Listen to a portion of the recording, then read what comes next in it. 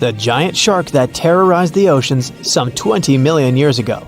For 13 million years, this 60-ton beast dominated the warm waters of our planet. Though, some believe that the Meg still lives in the most remote and deepest parts of the ocean. It's a hot summer day. It seems only logical to go for a swim in the sea. You're floating on your back, completely relaxed. Your eyes are closed. Your breath is even. Water's pleasantly cool around your body.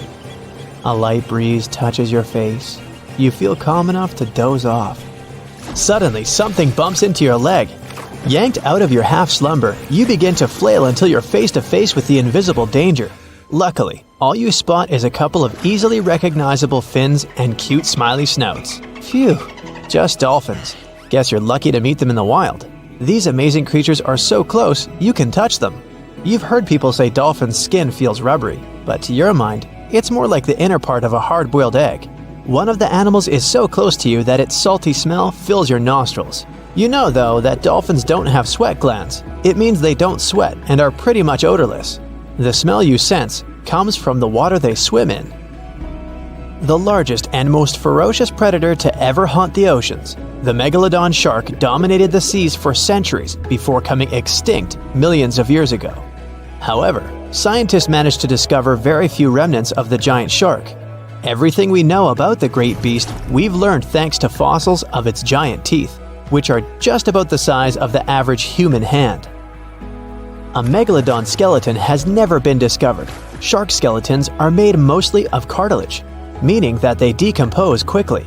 Luckily, sharks continuously shed and regrow teeth throughout their lives. One shark can go through 40,000 teeth in a single lifetime. Scientists have managed to study different types of shark species based on their teeth alone. The megalodon shark had around 276 teeth. When they fell out, those teeth landed in the seabed where they stayed for millions of years, fossilizing. Scientists found those teeth, and they're the only real record we have of the megalodon's existence. Megalodon teeth have been discovered all over the world. It means that unlike other marine animals of its time, the megalodon was intercontinental. Even today, most sharks and marine animals tend to stick to one sea or ocean. The megalodon shark swam freely around the world, moving between tropical and subtropical waters. Megalodon teeth have been found in every continent apart from the freezing cold waters of Antarctica.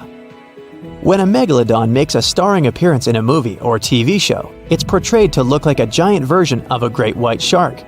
Scientists previously believed that the megalodon and the great white shark both descended from one common ancestor. Still, it's not true. In fact, it's more likely that the megalodon was the arch-enemy of the great white shark's ancestor, the broad-toothed mako shark. That means Megalodon wouldn't have looked so similar to the great white after all. In reality, the Megalodon would have a shorter nose than the great white, along with longer pectoral fins to give the giant shark a stockier and more threatening build. They both had an excellent sense of smell though, so even in prehistoric times, it wasn't a good idea to go swimming with a chunk of raw meat in hand. And it certainly isn't safe now. Whether the Meg's hiding somewhere in the depths, which some still believe is true, or it's gone forever, younger cousins will still be there waiting.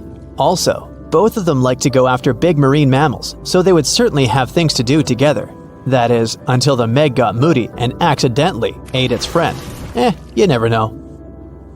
These guys had a different hunting style. Great whites prefer to dive straight towards their prey and find its softest spot, like exposed legs or underbelly. Sometimes, an entire tooth would be found embedded in a bone of some bigger animal, such as a whale. Without the main parts they use for swimming, poor sea animals were then helpless and unable to escape. Yet whales were just a smaller part of Megalodon's diet. Seals, sea cows, squids, dolphins, other sharks. The good old Meg probably wouldn't say no to some random school of smaller fish swimming into its mouth either. Nothing better than a good snack after a big tasty dinner.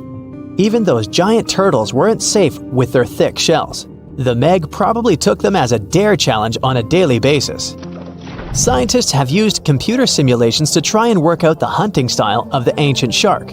Using this technology, scientists have discovered that the Megalodon's attack style was very different from that of modern-day sharks. Modern sharks dive straight for their prey's most vulnerable spot, For example, the soft underbelly of a seal. The megalodon's teeth were uniquely suited to biting through tougher areas of cartilage. So, evidence suggests that a megalodon would first chew the tougher fins of their prey, rendering them unable to swim away before launching into their final attack. Some people believe that the megalodon is still alive today, lurking at the depths of the ocean's waters. But it's unlikely to be true. Megalodons are a warm water species, which means they would be unable to survive in the cold waters of the deep ocean. Most of the megalodon's potential prey live in shallower waters, meaning there would be very little for the megalodon to eat at deep sea level. Simply put, if there was an animal as big as the megalodon still living today, we would have spotted it by now. It is unlikely that you'll run into a meg though. The sharks, like us, preferred warm coastal waters.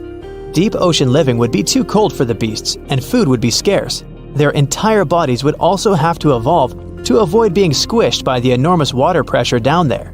It's unlikely they're still around, but not impossible. Some good news if you do run into one is that the shark is pretty unlikely to eat you. You are way too small a meal for the megalodon, even if you have a couple of friends with you. This guy eats whales that are over 50 feet long. If you're having a beach party though, it's a different story. In a beach full of swimmers, the shark very well might creep up, scooping several humans into its giant mouth without even chewing.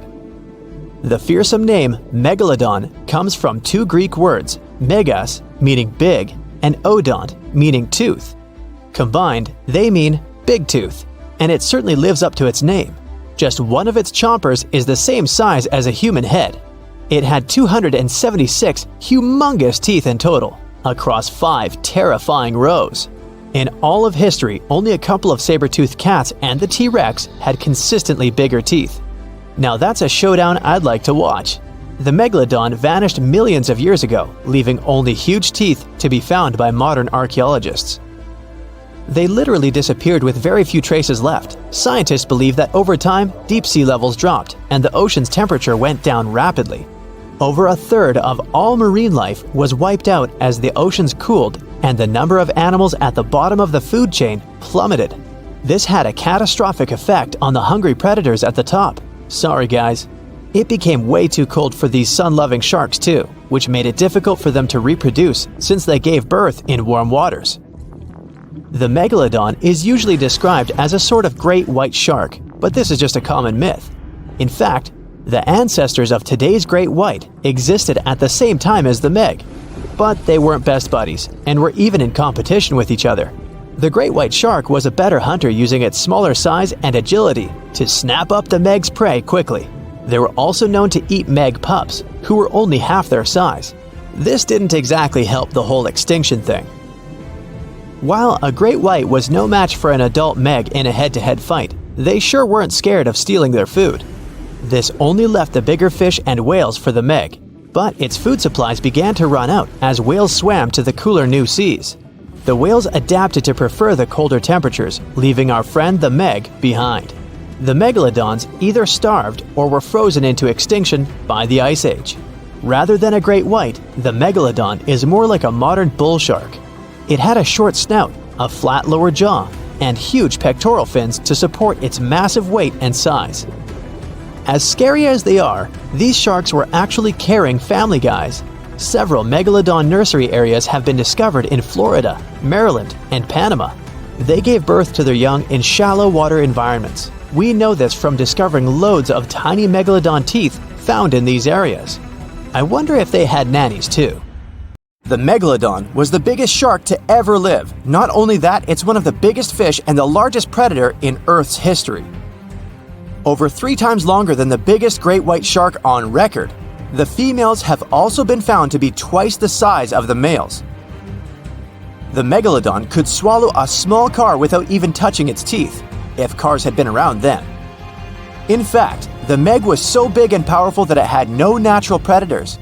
It was the uncrowned king of the seas, swimming freely from ocean to ocean. This cosmopolitan creature was found all over the world, from America to Europe and Australia and Japan, assuming there were countries back then. Meg fossils have been found on every continent except Antarctica. Everybody skips Antarctica. Science tells us that the Megalodon went extinct over 3.6 million years ago. But could they still be alive at the deepest depths of the ocean? The fearsome name, Megalodon, comes from two Greek words, megas, meaning big, and odont, meaning tooth. Combined, they mean big tooth, and it's certainly lived up to its name. Just one of its chompers is the same size as a human head. It had 276 humongous teeth in total, across 5 terrifying rows. In all of history, only a couple of saber-toothed cats and the T-Rex had consistently bigger teeth. Now that's a showdown I'd like to watch. The Megalodon vanished millions of years ago, leaving only huge teeth to be found by modern archaeologists. Only around 80% of the ocean has been explored, so who knows what's lurking at the bottom? If you did manage to make it down, it's unlikely that you'll run into Meg though. The sharks, like us, preferred warm coastal waters. Deep ocean living would be too cold for the beasts, and food would be scarce. Their entire bodies would also have to evolve to avoid being squished by the enormous water pressure down there. It's unlikely that they're still around, but not impossible. Now, about the appearance of the Megalodon. Scientists believe it didn't look like a great white shark. The Megalodon belongs to a different fish family and most likely looked like a giant sand tiger shark. Flattened snout, small eyes. Its dorsal fin moved backward. The sand shark has 2 dorsal fins about the same size. The coloration is light brown with a white belly. It may have had brown-red spots like a sand shark all over its body. We used to think of the Megalodon as something scary from the first finds of its fossils. That was back in the Renaissance era.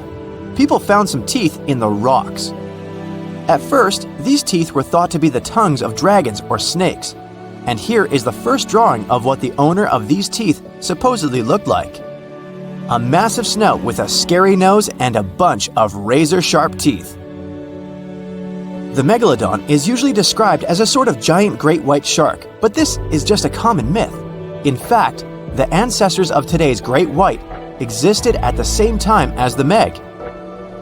But they weren't the best buddies and were even in competition with each other. The great white shark was a better hunter, using its smaller size and agility to snap up Meg's prey quickly. They were also known to eat Meg pups, who were only half their size. This didn't help the whole extinction thing. We also have evidence that Megalodons were brutal hunters, kings of the food chain. The first combat tool in their arsenal was the battering ram. The Megalodon would take its prey by surprise. It had only one chance to hit it. If it missed, it would take too long for a second round. The maneuverability of the Megalodon was comparable to a large truck.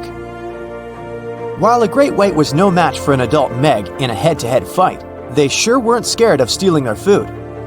This only left the bigger fish and whales for the Meg.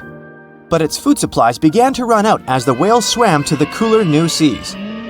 The whales adapted to prefer the colder temperatures, leaving our friend the Meg behind. The Megalodons either starved or were frozen into extinction by the Ice Age. Rather than a great white, the Megalodon is more like a modern bull shark. It had a short snout, a flat lower jaw, and huge pectoral fins to support its massive weight and size. As scary as they are, these sharks were actually caring family guys. Several Megalodon nursery areas have been discovered in Florida, Maryland, and Panama. They gave birth to their young in shallow water environments. We know this from discovering loads of tiny Megalodon teeth found in these areas. I wonder if they had nannies too. But how come there are so many Megalodon teeth out there for us to analyze? Due to their messy, aggressive eating habits, sharks regularly lose their teeth. They lose a set of teeth every 1 to 2 weeks. That's 40,000 teeth in a lifetime. They must rake in a fortune from the tooth fairy. Because of this, their teeth were continually raining down to the ocean floor. Luckily for us, they're also the hardest part of the shark skeleton, which is why so many teeth have survived and become fossilized. It's fair to say the first discoveries of the Meg's teeth confused people. Early discoverers thought that the Meg's teeth were petrified tongues of ancient serpent creatures. They even used to call them tongue stones. It's also a common myth that the Megalodon was around at the same time as the dinosaurs, although this would have been pretty cool. The dinosaurs were wiped out around 66 million years ago. But the megalodons came much later. The oldest meg fossil is only around 23 million years old, but it's tricky to pinpoint the exact date. After all, calendars weren't invented yet. They became extinct way before humans even evolved. The earliest Homo sapiens, which is a fancy name for the first humans, emerged about 2.5 million years ago. But what if the megalodon shark didn't go extinct? Whale populations have dropped drastically since these guys were last around, so there'd be way fewer whales for them to chomp down on. Whales have also gotten a lot smarter and learned new defensive moves, making them way harder to take down. It's estimated that they ate around 12 tons of food each day. The kraken is a colossal squid, a legendary sea monster, the biggest hunk of calamari you ever saw. And if this monster had existed, the world would have changed beyond recognition. The kraken has powerful tentacles, solid muscles with suckers at the end. They're impossible to escape. The kraken can break a ship in half, or just pull it down into the depths. But the worst thing about the kraken is its size. According to old sailors' stories, its size is almost 10 soccer fields. Hey, maybe the kraken could play soccer. The kraken legends said the monster was so giant that sailors mistook it for a small island. In past centuries, it would have been impossible to defeat such a beast. If the kraken existed in reality, it might have had offspring. Yeah. In all the world's oceans, there would be giant monsters that could sink any ship. It's unlikely that the kraken would have competitors in its habitat, so its population would grow strongly. Since the kraken is enormous, it would need a lot of food, so the population of other large sea animals would fall significantly. Blue whales, great white sharks, other giant squids, all the big sea creatures would be endangered. The kraken belongs to the cephalopod genus. This species includes squid and octopus, some of the most intelligent creatures on the planet. The kraken is a skilled hunter and will never fight in the open. Colossal squids live in deep waters and they have the largest eyes among all animals. The squid's eye is the size of a dinner plate. Thanks to this, they can see their prey from far away. Similarly, a kraken would spot the ship much sooner than sonar could pick up the kraken. It would always have the drop on you. Well, that's not good.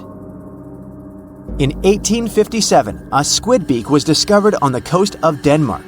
Other huge squid remains were found in the Bahamas, and then scientists were convinced that gigantic squids existed.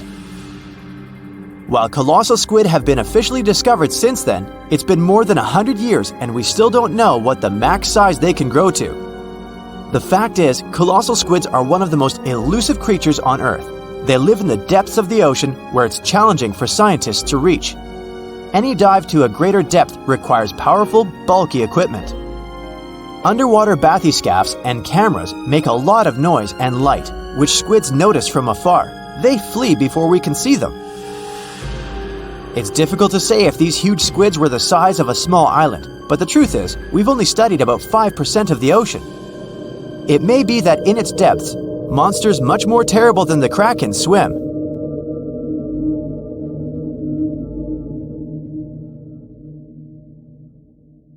Some sharks have an eerie ability to spit out their stomach and then pull it back into place. Well, that would be handy.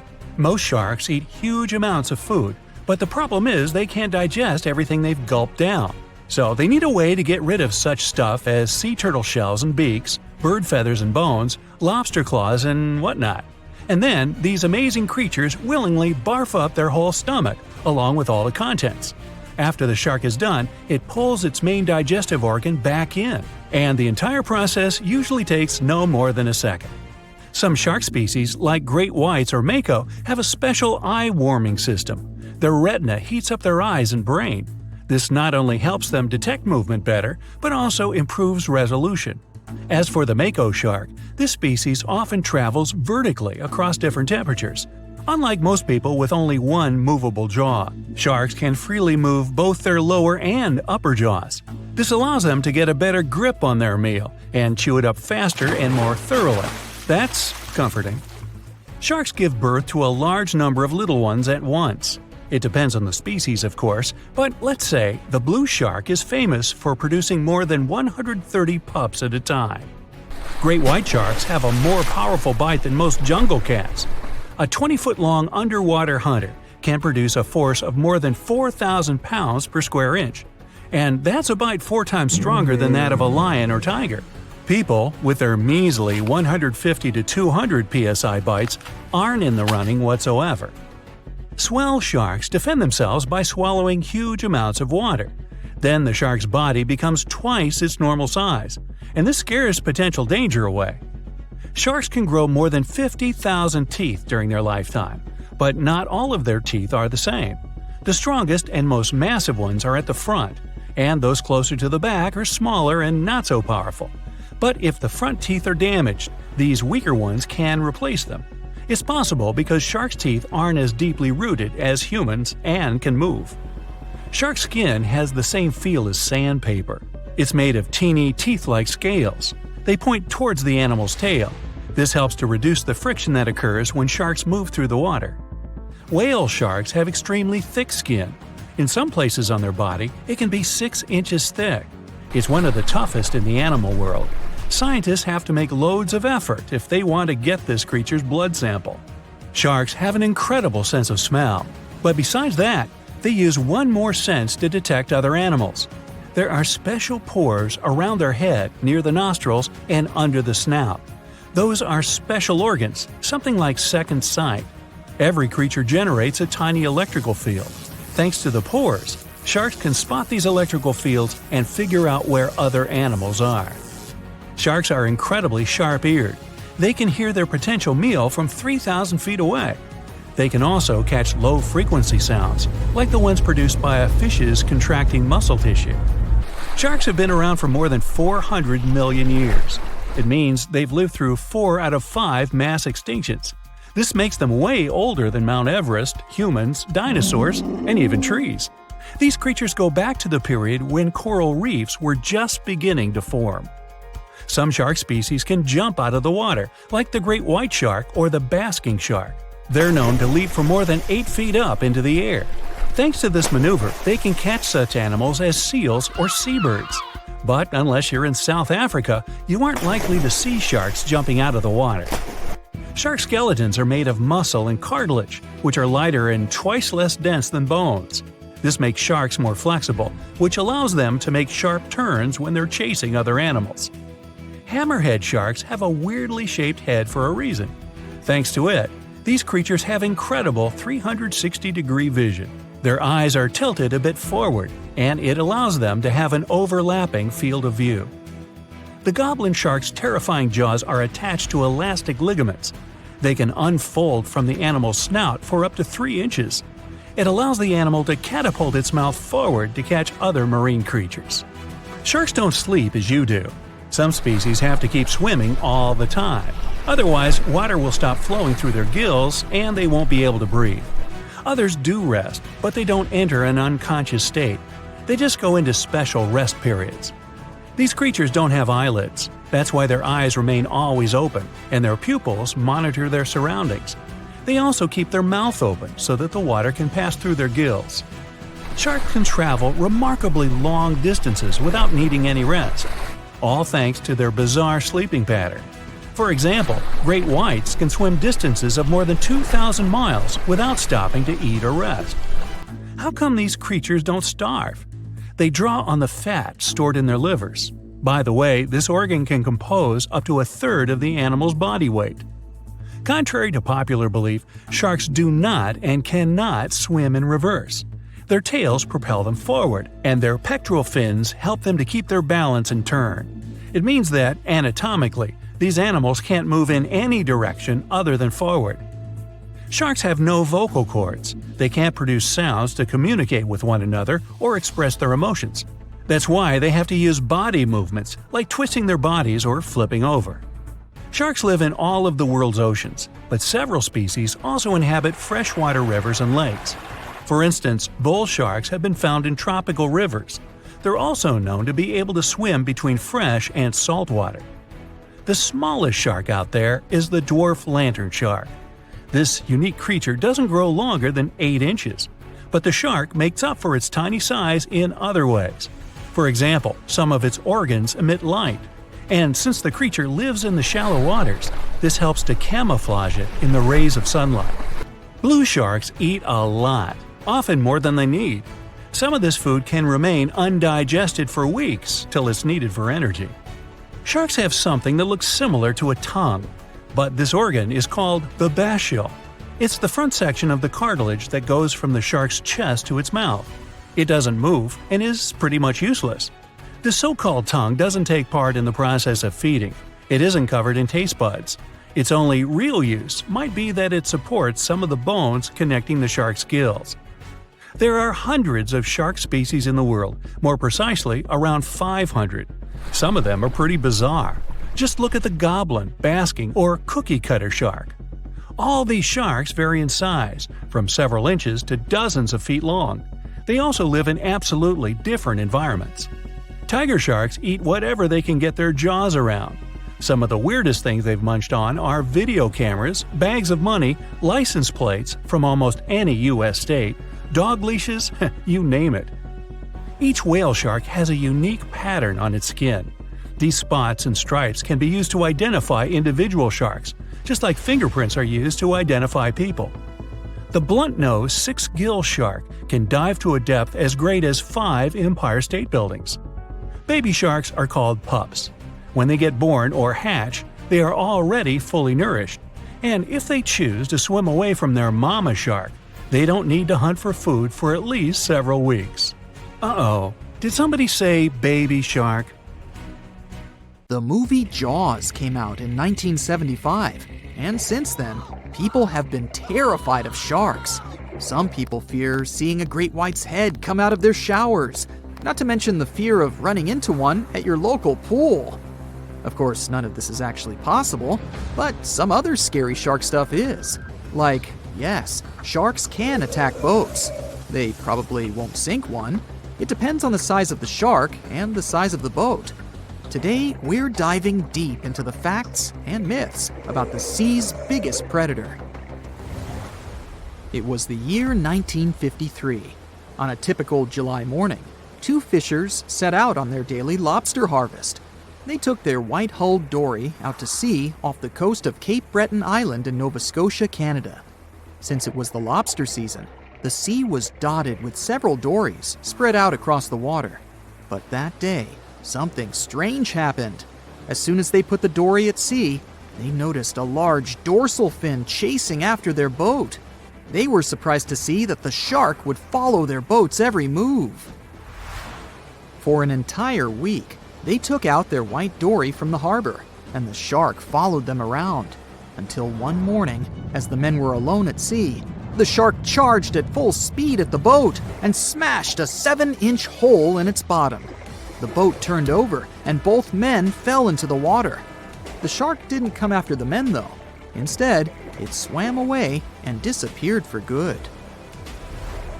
To clarify, a dory is a small, fragile boat usually measuring 16 to 23 feet long. So how long did that shark need to be in order to sink it? Well, as soon as the boat was retrieved from the ocean, researchers found something interesting. One of the shark's teeth was found stuck in the hull.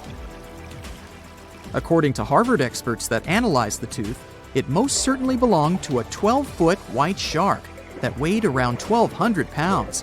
One thing intrigues scientists a whole lot. The great white didn't seem to be interested in the man aboard, but rather in the boat itself. The question is, why?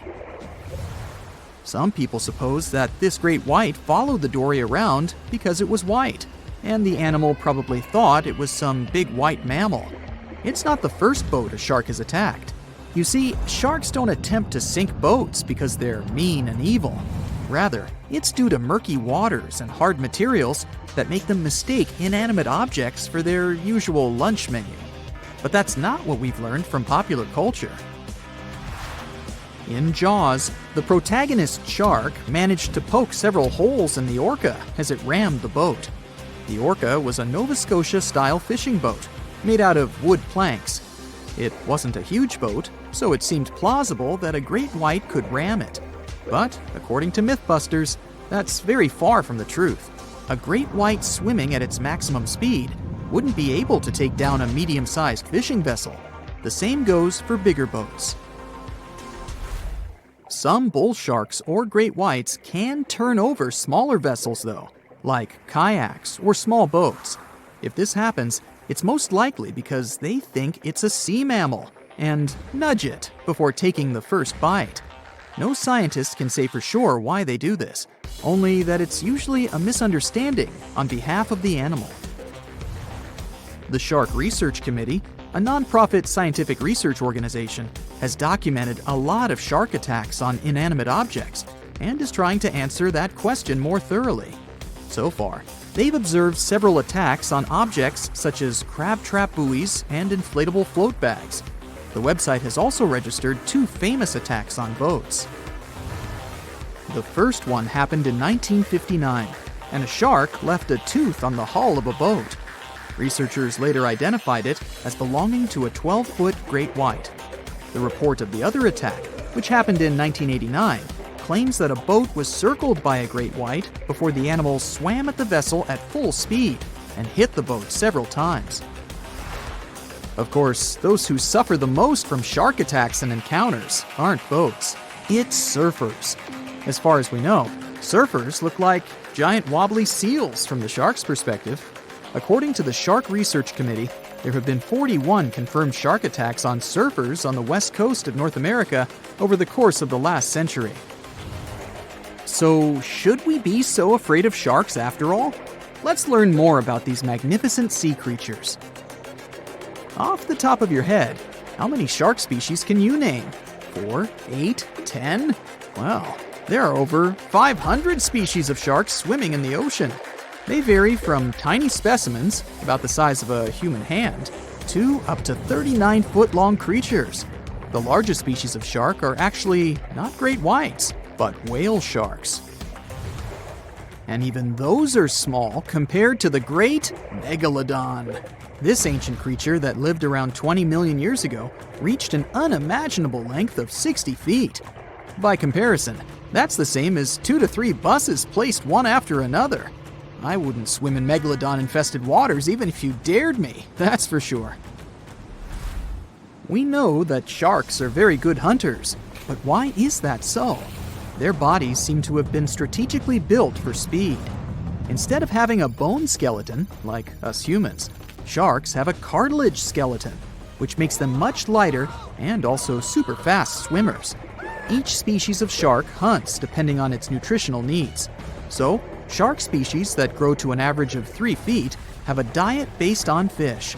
The ones that grow bigger start feeding off of bigger sea animals, such as sea lions and seals. Throughout their lives, some species of shark can shed over 30,000 teeth. Unlike humans, who are born with a set number of teeth in their jaws, sharks have an apparently limitless supply. In their defense, they do lose teeth pretty easily, as they can easily get stuck in their prey, for example. They also have multiple rows of teeth. The jaws of a great white can contain up to 7 rows of teeth, and can grow to be more than 6 inches long. And since we're speaking of great whites, the most feared shark species roaming the oceans, this is ray. Ray is an adult white shark. He can swim up to 50 miles a day, so he needs a lot of fat in order to keep his body functioning. Funny thing about Ray, when he opens his jaws to hunt, his eyes roll back together with his head, so his sight is hindered when he's taking a bite. Now, he does like it when the water is murky and underwater visibility is low. That's because it makes it harder for his prey to spot him coming. These conditions can make it easier for him to grab that yummy seal. But this can also make it easy for him to mistake a random boat for lunch and end up scaring some humans. Some Hollywood movies love to portray sharks as having superpowers. Although they're not innately cruel, one species of shark does have something that can be considered bizarre. Hammerhead sharks, one of the most dangerous species of sharks, have a sort of sixth sense. Inside their heads, they have electroreceptor organs called ampullae of Lorenzini. These organs allow sharks to detect the electromagnetic fields of all living things in the ocean. This ups their hunting abilities to another level. They can even find prey hidden in the sand because they sense its electromagnetic field. You should know one thing. If a shark lives in a balanced ecosystem, it won't feel the need to attack unknown things. These animals are curious, though, so maybe we should cut them some slack when they bite a piece off a random boat.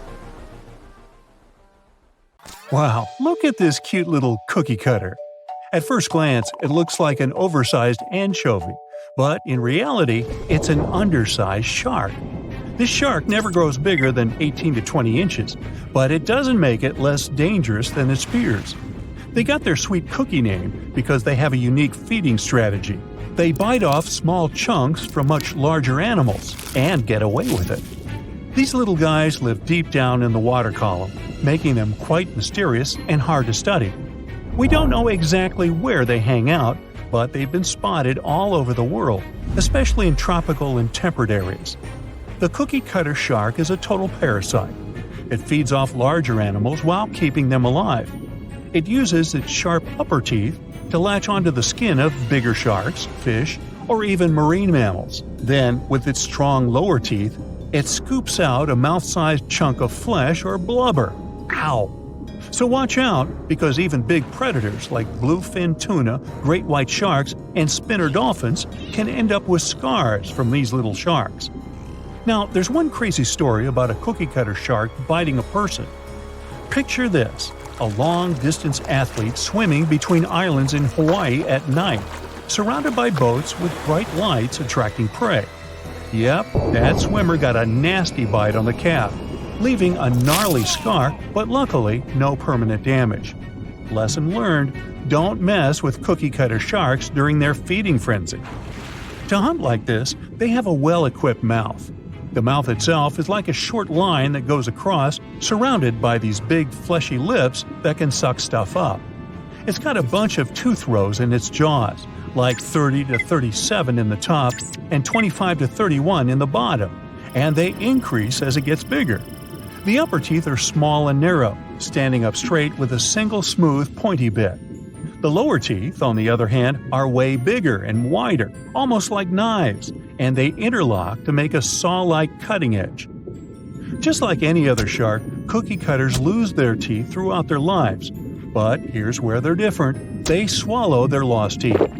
Some scientists think they do this because they live in nutrient-poor deep waters and want to recycle important tooth-building materials, like calcium. That's a brand new approach to diet supplements, huh?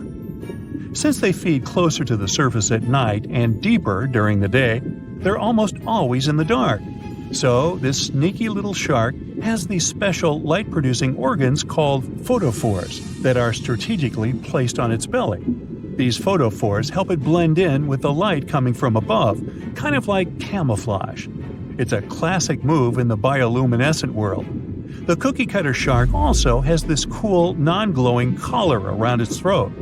Some scientists think this collar acts like a fancy lure, making it look like a tasty little fish from below. Imagine how irresistible that would be to a whole gang of hungry sharks. It's like a dinner invitation they can't refuse. It was one of the biggest creatures ever to roam the earth. It was longer than your average school bus and could easily weigh more than 10 elephants combined. But where did it live? How did it end up having this size? And most importantly, why is it extinct nowadays? Let's find out. The Megalodon was the largest predator ever known in our planet's history. In terms of its location, the Megalodon lived practically in all waters on our globe, except near the poles. The reason why there were no Megalodon teeth found in Antarctica is probably that the gigantic creature adapted to only warm, tropical, and subtropical waters. The younger ones liked to keep to the shores, while full-grown adults preferred coastal areas, but they could easily move into the open ocean as well. How do we know the Megalodon was so widely spread? We can only presume, based on the fact that they discovered the most northern fossils off the coast of Denmark and the most southern in New Zealand. The discussion of how the Megalodon got this size is still open in the scientific community. They recently found out that not all the specimens from this fascinating species reach the same huge size.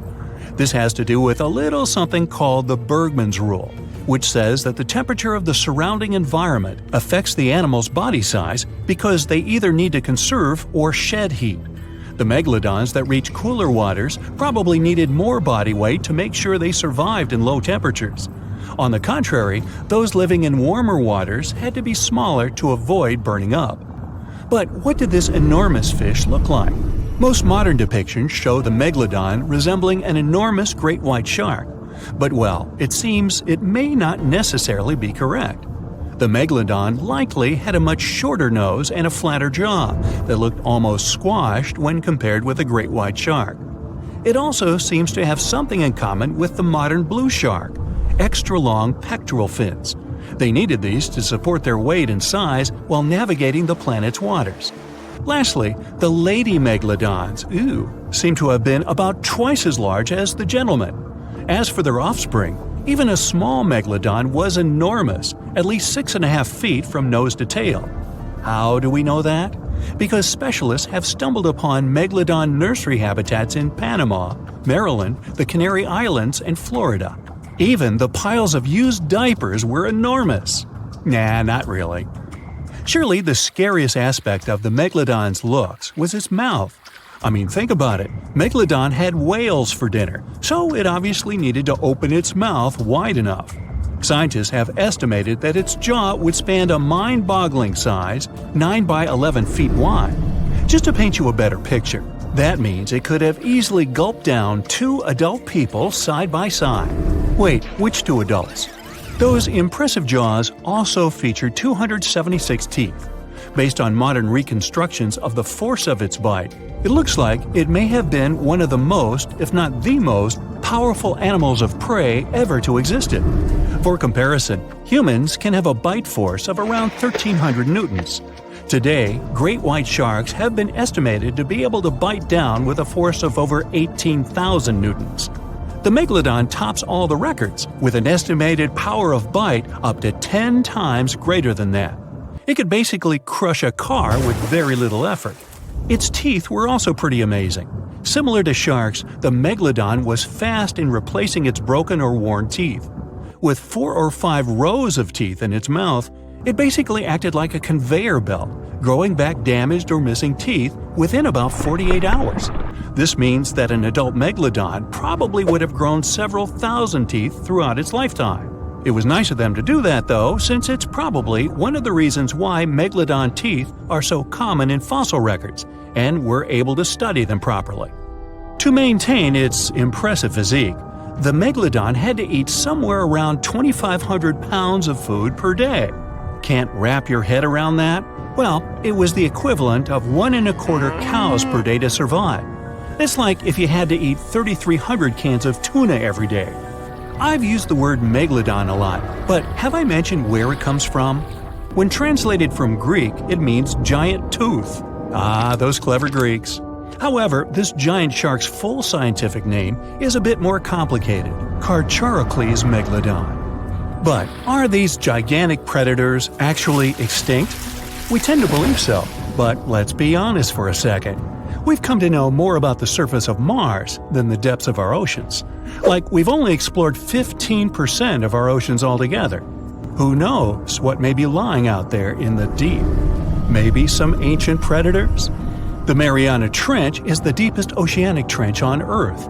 The Challenger Deep, its deepest part, is so deep that you could dip the whole of Mount Everest in there and it would still be over a mile above the surface. That's deep. If a megalodon or two ever needed a place to crash, that would be a discreet enough location. However, the Mariana Trench is not a particularly comfy place to be in. Because it's cold and steeped in total darkness and all.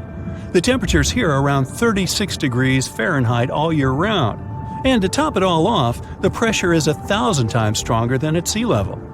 So it's safe to assume that if any megalodon is hiding in here, its teeth and bones might not be looking so good. Because of the intense pressure here in the Mariana Trench, proteins and calcium start to dissolve and disintegrate. That's why, for example, the Haddell snailfish, the deepest dwelling fish we've discovered, has evolved to feature flexible cartilage instead of bones. To survive here, the Megalodon would also need to learn to navigate in complete darkness. That means they would have to either become luminescent or evolve to grow massive eyes like the giant squid. While it may sound like an intriguing and good idea for a movie script, most scientists don't think it's possible. Why? Well, most of them say it's because of the Megalodon's size. Most foods that Megalodons like to eat live in shallow ocean areas and not in the deep, deep sea. Specialists believe that if these animals were actually still roaming our waters, there's no way we wouldn't know about it. They would need to come up for dinner every now and then, right? Their food is also the most likely cause of why the Megalodon is not alive anymore. While some specialists believe the Megalodon became extinct because of a drop in the ocean water temperature, most scientists suggested that the shifting food chain dynamics may have been more to blame. Why? Because at some point, there was less and less of its primary food source, baleen whales, and at the same time, the numbers of its natural competitors, like smaller predatory sharks like the great white shark and whales, increased. The Megalodon did live on this planet a lot more than we did, and way back when we didn't even exist yet. They were here for nearly 70 times longer than we, modern humans, have, inhabiting the oceans for around 20 million years. Homo sapiens appeared around 300,000 years ago. The Megalodon managed to survive for so long mostly because of its unbeatable size. I mean, they can make a meal out of almost everything in the sea at the time. We may think about both of them as prehistoric creatures, but the Megalodons and the dinosaurs never coexisted on Earth. The dinosaurs probably died out about 66 million years ago. Megalodons seem to have appeared a bit later. That's because the oldest Megalodon fossils we have yet discovered are from the Miocene epoch, which began 23 million years ago. So long, Meg! Want to high-five a sea creature? Well, put your hand up for the Tasmanian red handfish. This fish doesn't swim like a fish. It walks. It uses its flipper-like hands to stroll around on the ocean floor. These bottom walkers are disturbed by swimmers and boats a lot. Some people even want to take them home as pets. I think it's better to just give them a wave and swim on by. The vampire squid. Its species name is Vampiroteuthis infernalis, which translates to vampire squid from hell. Oh yes, this vampire squid means to terrify everyone with its name, its dark red color, its spikes at the bottom, and the scary fact that it can basically turn itself inside out. The vampire squid loves putting on a good show, but it's as harmless as a kitten is to humans. It's as if Dracula scared the pants off you, but he didn't have blood-sucking fangs. The vampire squid feeds on food particles from plants and animal matter floating near the ocean's surface. Since they're not predators, they need good defensive strategies, and their vampiric look is designed to ward off large creatures who want to eat them. Turning themselves inside out is a defensive mechanism since the spiky areas in the inner skin are more intimidating. They also shoot out a substance that does not have color, but is packed with bioluminescent particles to distract predators. The vaquita. Going out on a boat off the coast of Mexico sounds like the perfect vacation. The sun, the blue water, the most endangered sea creature. Wait, what? The vaquita isn't dangerous, but don't expect it to stick around to say hello or sign any autographs. It's incredibly shy. This little cow, that's what it means in Spanish, is one tiny sea mammal. With those black markings around its eyes, it looks more like a sea panda to me. Seeing one should make you feel very special. They're on the brink of extinction, mostly because they get caught by accident in fishing nets. It's estimated that there's only 10 left in the wild. The blue dragon. This little creature looks like something out of a kid's fantasy movie. It's called the blue glaucus, casually referred to as the blue dragon or blue angel. It can be found in many places, the Atlantic, Pacific, and Indian Oceans. It's kind of a mollusk and it only grows to be about an inch long. What you think is the back is actually the mollusk's bright underbelly. It regularly floats on its back so that its blue colors help it camouflage with the water's waves. The blue dragon isn't just pretty, it's also smart. It usually feasts on Portuguese man-o'-wars, also known as Physalia physalis. The blue dragon stores their stinging cells for later use, in essence, stealing their defensive mechanisms. When the blue dragon is threatened, it releases those stinging cells it stored, directing them at an enemy to sting them with more power than the Portuguese man-o'-war would have been capable of. As they can store a huge amount of stinging cells, they can be a threat to humans. So, if you find one, don't pick it up. It's best to admire it from a distance. The barrel-eye fish. If you ever wanted to have Superman's X-ray vision, looking at the barrel-eye fish will make you feel like you gained that superpower at some point in your life without even realizing it. The barrel eye has a transparent head, so you can see how their eyes and brain look inside. This magnificent creature lives in the deep sea. This is the lowest level of the ocean, where strange creatures roam in near-freezing temperatures and constant darkness. They're exposed to water's pressure that's almost 1,000 times that of the surface. If the idea of the deep sea sends a shiver down your spine, stay tuned to learn about another of its creatures later on. The barrel-eye fish can be found in the Atlantic, Pacific, and Indian Oceans. You might be wondering, why oh why would a fish have a see-through head? And that would be a fair question. Since the species was discovered in 1939, it was believed that the fish's eyes were set to see straight ahead and couldn't move. So it was assumed that they had tunnel vision. Scientists Bruce Robinson and Kim Reisenbichler from the Monterey Bay Aquarium Research Institute recently discovered that the fish can move its eyes vertically to see through the top of its translucent head, thus noticing if there are predators or prey nearby. The transparent head also allows more light to enter so they can detect prey better. It's believed that the barrel-eye fish eats jellyfish and small fish species. If you dive in the ocean at night, you might be lucky enough to see how orange ball corallomorph blooms in the dark. But make sure to be quick because as soon as you turn on your flashlight to take a good look, it will retract its tubes back into itself. The Megalodon. The whale shark isn't the biggest shark known to humans. If the entire shark species were a kingdom, the prehistoric Megalodon would be the ruler of the sea. Megalodon roamed the ocean a long time ago. About 15.9 to 2.6 million years back between the early Miocene and late Pliocene eras. While they've long been extinct, people are still amazed to learn about these gigantic sea beasts.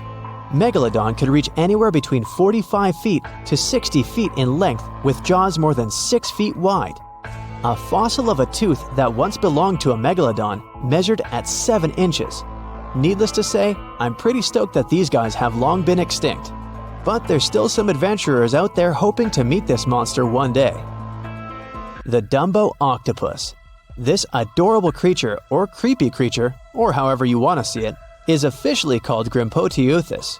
More casually, it's referred to as the Dumbo octopus, named after the Disney character. Though Dumbo, the elephant, not the octopus, was teased for his big ears, it's highly unlikely that this adorable octopus gets teased by its water neighbors. They are the deepest living octopuses, living in the deep sea, and you know how scary that place is. They're only about 8 inches tall and spend their days hovering just above the seafloor eating snails, worms, and other food they find in the current or near ocean vents. There are nearly 17 species of Dumbo octopus, and they all have differences in height, color, and body parts. If you can't get enough strange animals, you'll be glad to learn that the deep sea has barely been explored by humans. So keep an eye out. There are bound to be more fascinating animals discovered in the deep in the future. The sea angel. These creatures might look and sound pretty cute, but their diet is far from sunshine and lollipops. Their favorite food are sea butterflies. They lay mucus traps for them and wait in ambush. The squat anemone shrimp. This shrimp is tiny, only 0.5 inches. It's also known as a dancer shrimp because of its peculiar behavior. When agitated, it raises its bottom above its head and does a little dance. Divers also say it readily jumps on their hands and cleans them. The coconut crab. This guy may look pretty creepy, especially when the sun goes down. Mature coconut crabs are around 3 feet in length. Their preferred foods are coconuts, but they can also hunt down lizards and even large birds. The slender snipe eel. Slender snipe eel is a slim and long creature that's still a mystery for marine scientists. It's 4 feet long and it has at least 750 bones in its spine, which is much more than any other animal in the world. The sea pen. Sea pen is 7 feet long and it has a lot of varieties, but most of them look indeed like a pen or a quill. The similarity is even more striking when the animal has a water-filled bulb that anchors it to the floor. The Persian carpet flatworm. This creature looks indeed like a carpet, despite being very small by comparison. It's only 4 inches long, able to become both male and female. It doesn't really mate with other flatworms. Rather, it fights them for the right to bear posterity. The flamingo-tongued sea snails. Tourists love these extraordinary snails for their pretty colors, thinking it's a shell, but in fact, the shell is quite dull and hidden underneath colorful soft tissues. They eat softer, toxic parts of corals and store their toxins to protect themselves.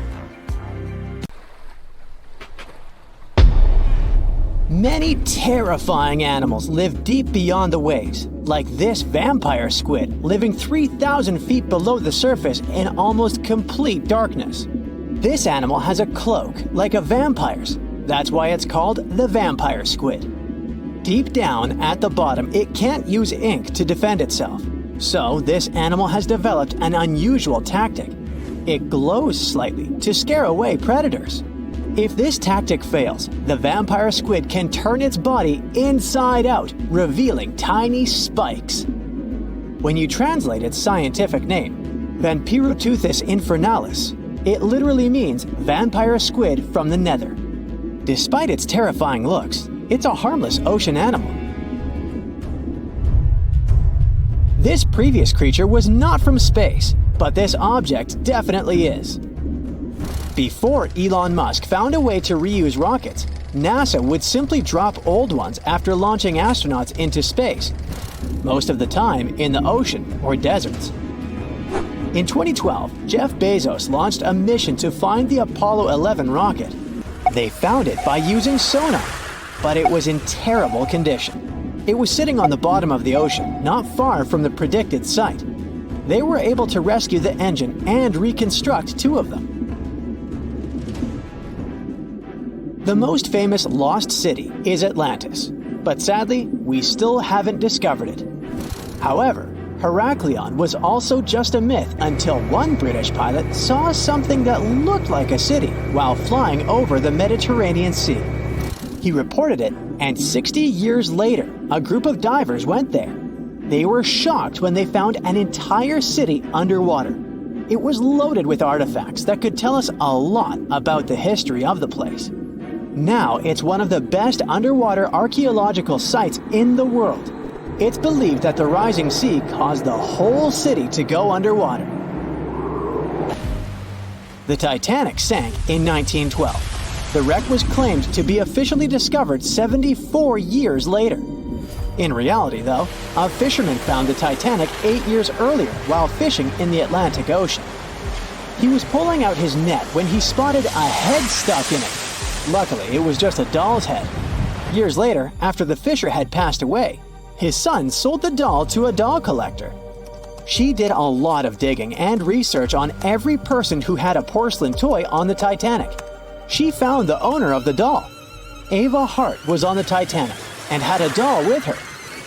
Ava survived the catastrophe by a miracle, but her toy didn't.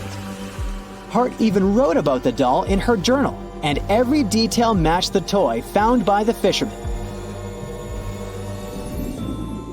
The tripod fish lives deep in the abyssal zone, around 20,000 feet below the surface. It's adapted to such immense depths and uses its tripod fins to stay still on the bottom. This creature doesn't have big eyes, but even if it did, these eyes would be useless in the darkness.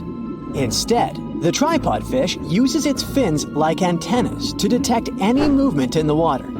This creature doesn't have much luck when it comes to its love life, so it had to develop unique tactics to reproduce. One fish can be both male and female. The next bizarre creature is the lizardfish. It has tons of razor-sharp teeth, a huge mouth, and really big eyes, which it uses for hunting. All this makes the animal look freaky. The lizardfish lives at depths of around 11,000 feet in the midnight zone, where there is zero light. This freak of nature basically eats everything it can fit inside its mouth, from small fish to other lizardfish. On the other hand, when they see other reptile fish, they probably fall in love instead, because finding mates at those depths is not an easy task.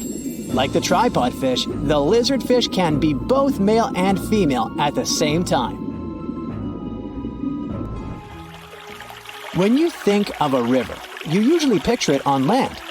Still, nature is quite unpredictable, and it created a river flowing under the ocean in California. It's running at a depth of around 2 miles. This river has everything that an ordinary river has: sunken logs, trees, and rocks. And despite its uniqueness, it's not the only one in the world. There are also others in the Amazon and Greenland. A terrifying creature was discovered near Angola's coast by a remote operating vehicle. It looks like it doesn't have a head or a body. It was sitting at a depth of around 4,350 feet below the surface. After doing research, scientists concluded it wasn't anything from a sci-fi movie. It was just a cluster of siphonophores stuck together. In 2015, some random guy was diving in Caesarea, and something shiny caught his eye. He reached out, grabbed it, and realized it was a gold coin. After that, he examined the bottom and found out that there were many more. He reported the incident to the local authorities, and they concluded that he had found Arabic treasure. The coins were made of solid 24-karat gold and were a few thousand years old. But due to the perfect salinity and temperature, they looked brand new. The coins belonged to a ship carrying cargo. It was caught up in a storm and unfortunately sank. One of the weirdest things ever discovered was found in the Baltic Sea. It's an anomaly that looks as if it was created by a different civilization. It was discovered by Swedish researchers, and they basically had no idea what it was. They had to ask tons of other scientists for their opinions. When you look at this formation from above, it's 200 feet long and looks exactly like a fallen spaceship. It's hard to believe that it's a natural formation, but spoiler alert, it's totally made by nature because the Baltic Sea has gone through many erosions throughout history. Most likely, the bizarre formation is the result of these processes. A group of divers in Madagascar were shocked when they found this 7-foot monstrosity of a knife on the seafloor. The speculation started immediately, and many said that the knife was from some giants that had fought megalodons and lived on Earth thousands and thousands of years ago. That could make a nice story, but the knife is most likely a movie prop that was lost at sea. One of the ocean's most bizarre animals is the frilled shark. It's believed that this fish is the reason for all those sea serpent stories that sea explorers of the past wrote about. These animals live pretty deep in the ocean, but sometimes they can be seen in shallow waters. It's super rare, but possible. The frilled shark has a big mouth sporting around 300 teeth. It also has a long body that looks like a lizard's, and it is truly a unique species of shark. Its prey can be half of its size because this shark's stomach is like that of a snake, and it can swallow huge fish or crustaceans. Spotting a few worms in your garden is no big deal, but after seeing a 26-foot long one in the ocean, you will make your wetsuit a little wetter. This worm is super rare, and it's completely harmless to humans. It's actually not a giant worm. It's a cluster of zooids that are stuck together in a worm-shaped formation. They usually only eat plankton, bacteria, and other tiny things that can be found in the ocean. Probably the scariest thing in the ocean that is 100% real is the magna pinna, which can be found at crazy depths of 20,000 feet below the surface. This monster looks like an underwater Slender Man, but it's just a squid with really long tentacles that can reach a terrifying size of 8 feet. This guy has only been seen a few times, and basically, we don't know much about this creature so far. The largest and most ferocious predator to ever haunt the oceans, the Megalodon shark, dominated the seas for centuries before becoming extinct millions of years ago. However, scientists managed to discover very few remnants of the giant shark. Everything we know about the great sea beast we've learned thanks to fossils of its giant teeth, which are just about the size of the average human hand. Scientists estimated the size of the prehistoric shark using calculations based on the measurement of the length of a megalodon tooth. On average, the size of a megalodon shark was 33 feet long. The largest of the species could reach up to 58 feet long. However, these megasharks may have been even bigger than we ever thought. At the Florida Museum of Natural History, a group of students examined 3D printed replicas of megalodon teeth to calculate the shark's size using the tooth length method. But something was off. Each student calculated a different size for the same shark, with their estimates ranging from 40 feet to 180 feet. A lead paleontologist took a look at the students' equations. He realized that the method they used to calculate megalodon sizes for decades isn't that accurate at all. So they invented a new method to calculate the megalodon size based on the width of the megalodon tooth instead of its length. It turned out that the average megalodon would be around 65 feet long. It's almost double the size scientists previously thought, and would mean that the average megalodon is the length of 2 school buses. A megalodon skeleton has never been discovered. Shark skeletons are made mostly of cartilage, meaning that they decompose quickly. Luckily, sharks continuously shed and regrow teeth throughout their lives. One shark can go through 40,000 teeth in a single lifetime. Scientists have managed to study different types of shark species based on their teeth alone. The Megalodon shark had around 276 teeth. When they fell out, these teeth landed in seabed, where they stayed for millions of years, fossilizing. Scientists found those teeth, and they're the only real record we have of the Megalodon's existence. The word Megalodon means giant tooth. Its tooth is around 7 inches long. For comparison, the largest tooth of a great white shark is only 3 inches long. To find a bigger set of choppers, you'd have to go back 65 million years to find the great Tyrannosaurus rex, whose teeth measured a whopping 12 inches. Megalodon teeth have been discovered all over the world. It means that, unlike other marine animals of its time, the Megalodon was intercontinental. Even today, most sharks and marine animals tend to stick to one sea or ocean. The Megalodon shark swam freely around the world, moving between tropical and subtropical waters. Megalodon teeth have been found in every continent apart from the freezing cold waters of Antarctica. When a megalodon makes a starring appearance in a movie or TV show, it's portrayed to look like a giant version of a great white shark. Scientists previously believed that the megalodon and the great white shark both descended from one common ancestor. Still, it's not true. In fact, it's more likely that the megalodon was the arch-enemy of the great white shark's ancestor, the broad-toothed mako shark. That means Megalodon wouldn't have looked so similar to the great white after all. In reality, the Megalodon would have a shorter nose than the great white, along with longer pectoral fins to give the giant shark a stockier and more threatening build. Not only was the Megalodon the largest shark in the world, but it was also one of the biggest fish ever to exist. An apex predator of this size would have needed a huge diet to keep it moving. The Megalodon would have eaten 2,500 pounds of food every day. The Megalodon diet consisted of larger species of fish, dolphins, and even other species of sharks. Ancient fossilized whale bones with cut marks of Megalodon teeth have been discovered. It means Megalodons weren't intimidated by the size and tried to feast on the giant whales of the past. Scientists have used computer simulations to try and work out the hunting style of the ancient shark. Using this technology, scientists have discovered that the Megalodon's attack style was very different from that of modern-day sharks. Modern sharks dive straight for their prey's most vulnerable spot, for example, the soft underbelly of a seal.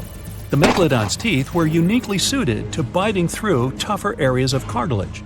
So, evidence suggests that a Megalodon would first chew the tougher fins of their prey, rendering them unable to swim away before launching into their final attack. The mouth of a megalodon was around 10 feet wide and 9 feet tall, large enough for you to swim into without touching any teeth. However, we don't recommend that. Their mouths were so large a megalodon could swallow a small car without even having to bite down on it. Research teams from Australia and the US collaborated to work out the biting power of the megalodon using computer simulations. The results were terrifying. While the modern great white shark has the biting power of 1.8 tons of force, the megalodon could easily chomp down on its prey with a biting power of 18.2 tons. The bite of the megalodon would easily be able to cut through steel and overpower any other predator in the ocean. Scientists believe that the megalodon has the most powerful bite of any creature that has ever existed. The megalodon's bite would easily overpower the T-Rex, which has a biting force of 6 tons. Mysteriously, no one knows exactly when or how the megalodon went extinct. However, several theories are floating around as to how this could be the case. The megalodon had become extinct by the end of the Pliocene, which was a phase of global cooling that spanned over 5 million years and ended over 2.6 million years ago. New evidence suggests that the last megalodon lived at least 3.6 million years ago, right in the middle of the Pliocene era. Another theory claims that these megasharks disappeared because of the changing Earth temperatures occurring during the Pliocene. As the Earth cooled down, the tropical waters of the world's oceans plummeted to colder temperatures. Scientists believe that this led to the extinction of a third of all large marine animals, meaning that the megalodon's food source took a massive hit. Without much prey left to hunt, the megalodon inevitably went extinct. Megalodon sharks would give birth to their pups in waters close to the shore. The shallow coastal waters provided a perfect nursery for the newborn sharks, keeping them distant from the larger predators that lurked in the open waters. As ice formed around the Earth's poles and sea levels dropped, these pupping grounds were destroyed. The megalodon pups would have had no choice but to swim in the deep ocean waters, making them more vulnerable to dangerous predators. A new theory suggests that the explosion of a star, called a supernova, could be responsible for the extinction of the megalodon. Around 2.6 million years ago, a supernova over 150 light-years away from Earth lit up the prehistoric sky and lingered there for months. A few hundred years after the supernova had faded, particles of cosmic energy from the star explosion plummeted to Earth. The energy particles carried dangerous amounts of radiation. Researchers believe that this radiation could cause the mass extinction of many marine animals, including the megalodon. Radiation from the particles extended hundreds of yards down into the ocean and was more dangerous for bigger creatures than for smaller ones. The bigger the creature is, the more radiation they would absorb. The 60-foot-long megalodon was large enough to absorb great amounts of radiation.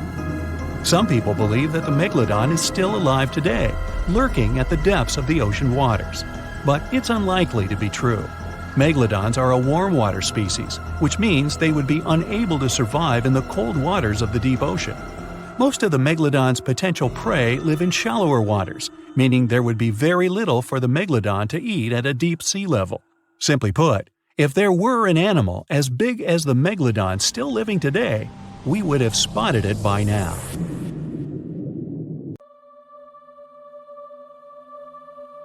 Within the ocean waters, somewhere in the southern hemisphere, a ghostly black shadow looms deep down in the depths. Suspiciously swimming far below, the megalodon is hunting for its next meal. With the appearance of a great white shark, but 3 times the size of the largest ever recorded, its intimidating design has evolved over millions of years, creating the ultimate natural predator. For millions of years, the intimidating evolutionary traits have gone unchecked and unopposed. With its keen senses, it detects its prey within 3 miles. As it swims below, it's been following an unsuspecting sea turtle that's slowly paddling above on a long voyage. The megalodon stalks the turtle, ensuring it makes its move toward the turtle at the right moment, swimming upward at 11 miles per hour, intending to immobilize the turtle by ramming it. As it approaches, the megalodon's adept senses notice something else lurking nearby. Pausing its pursuit of the turtle, it adjusts and turns to face another, much larger object. The Megalodon may be the largest marine predator to have ever lived on Earth, rightfully feared by all creatures within these waters, but not today. There is a newcomer to these parts, one that has a similar reputation and matches the Megalodon in ferocity. This unknown creature intends to contest these hunting grounds.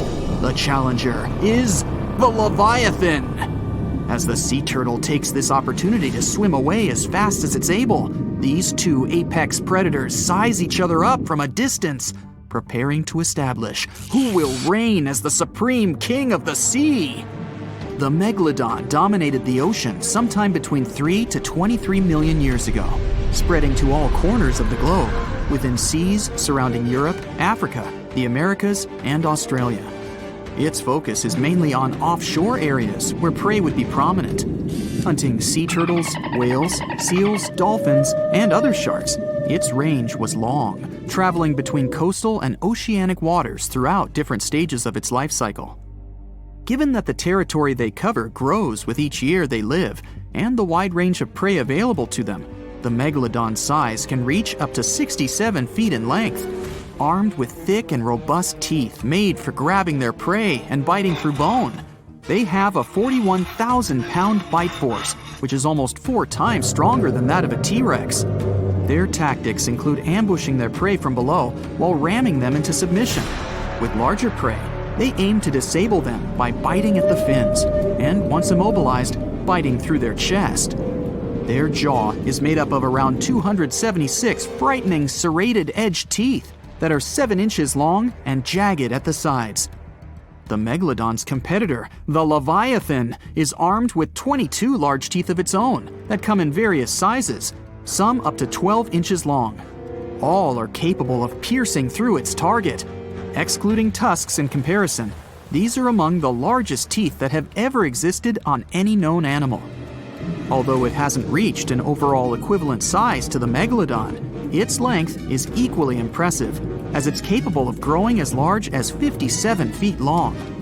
Mainly living within the southern hemisphere, they've only been around for a short while, existing from 9 to 10 million years ago. Although it hunts similar prey to the Megalodon, it has a different strategic method of hunting, chasing its prey, tiring it out to the point of exhaustion, and then finishing it off by ramming it with its head and then biting it.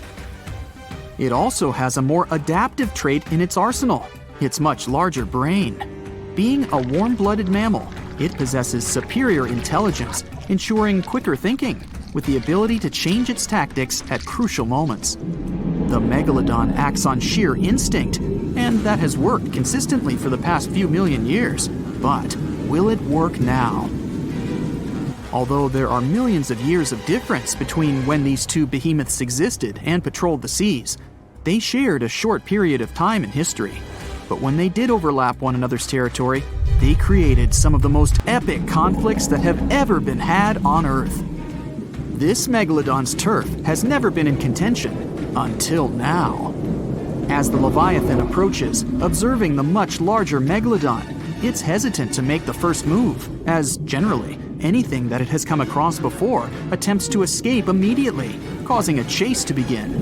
The Megalodon, however, never flees. The Megalodon's instincts ensure it will act overconfident, and, as expected, it makes the first move. It swims at full speed, gliding through the water, aiming to ram the Leviathan. The Leviathan has no other choice but to do the same, rather than turning to flee and leaving itself unprotected. The two aquatic giants slice through the water on their way to meet fin to fin. The Megalodon is puzzled that its foe is not turning tail to swim away, but it continues, as it has no reason to doubt victory from this tried and true tactic that has never failed before. As the Megalodon approaches, it quickly turns to swim downward. It's faster and more agile than its opponent. It maneuvers below, gaining some distance. The Leviathan moves much slower and is unable to turn in time as the Megalodon veers upward and rams it on its soft underbelly, attempting to force it into submission. There is little effect due to its size, and the Leviathan continues to turn, but it's far too slow as it attempts to bite with a desperate hope to grasp its attacker with its powerful jaws. The Megalodon easily swims away from its toothy trap, quickly retaliating by taking aim at the tail and fins, chipping away at little pieces as it bites, then quickly retreats, continuing this routine over and over, trying to disable the Leviathan's defenses. This tactic is effective, but it's taxing on the Megalodon as it's running out of energy.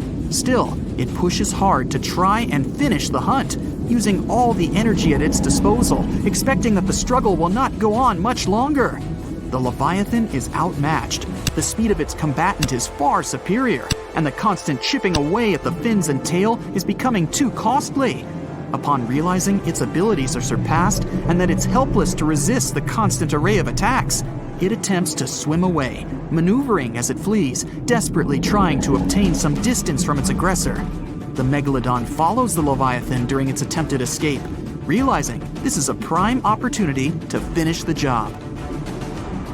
The Leviathan swipes its large tail as it swims, trying to repel any further attacks from the Megalodon. It hits the Megalodon and stops it in its path with every advance. As the Leviathan continues to swim away, it sustains energy with ease. The Megalodon, on the other hand, is quickly running out. The Leviathan's strategy is working as it continues to swim at a relaxed pace. The Megalodon eventually runs out of energy, unable to continue at the same pace. But its instinctual arrogance won't let go.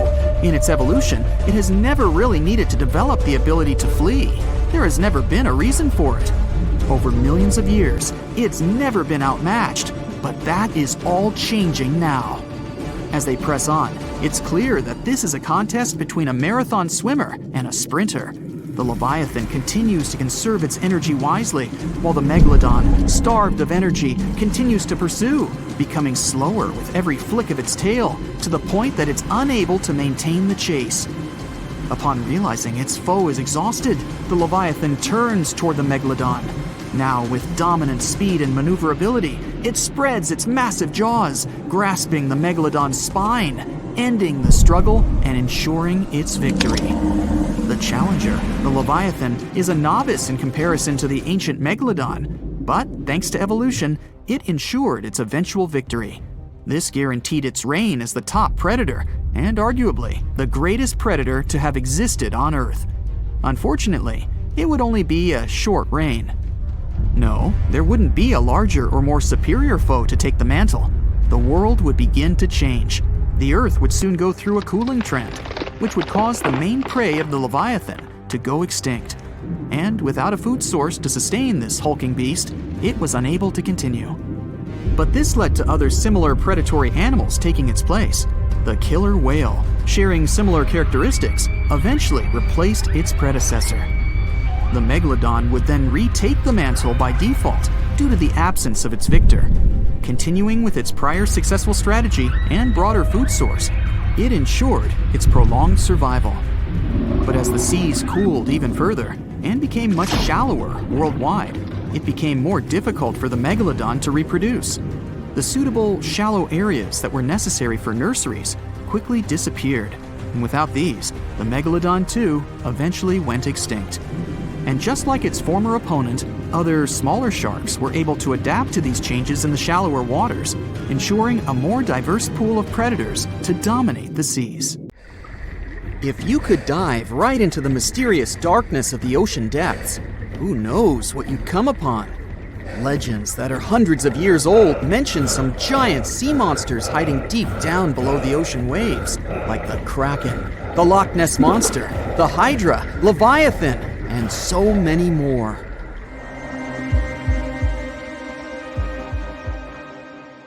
Okay, no one has ever seen such monsters, but there are still weird and unusually big sea spiders, squid, worms, and many other animals that grew way more than we'd expected.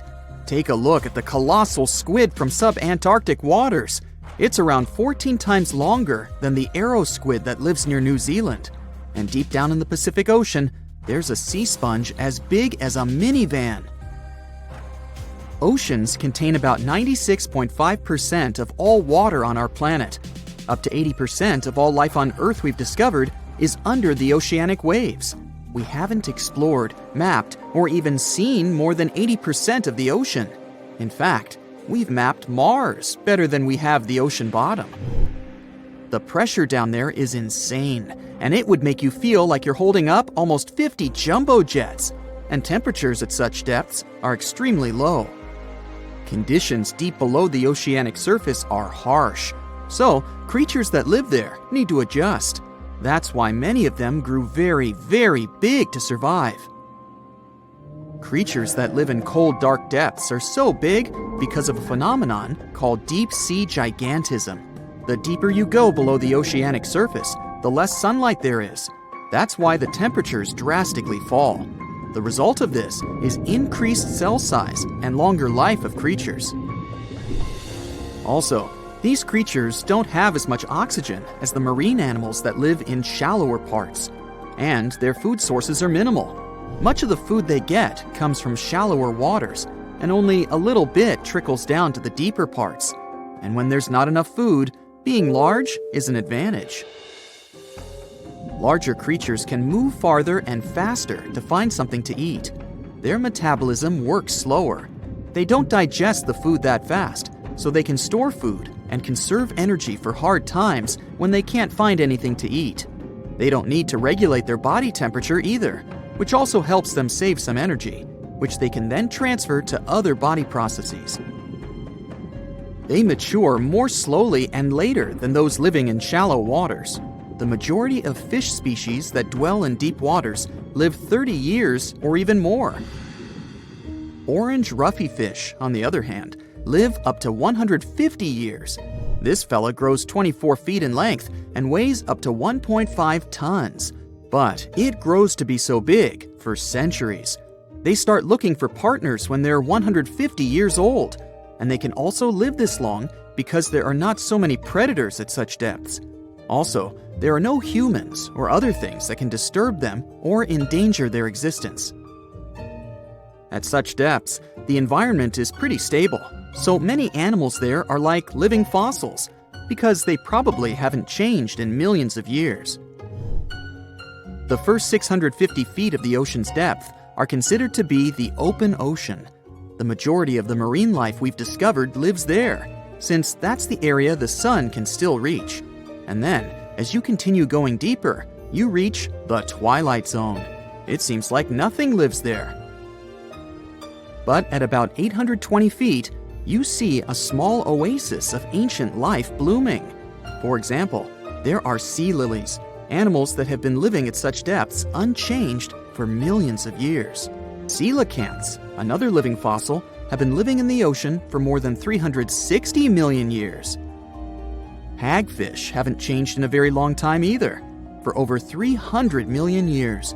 This creature lives at depths of 5,500 feet. They evolved before the rest of the vertebrates, which is why this is the only living animal without jaws or a spine, even though it still has a skull. Deep-sea creatures can't survive in shallow waters. They've evolved to live in depths under bigger hydrostatic pressure. Humans and other organisms that have internal spaces filled with gas would end up crushed if we could go to such depths. That's why deep-sea divers always need to wear special dive suits designed for surroundings with higher pressure, even though they're not going that deep to the areas where these giants live.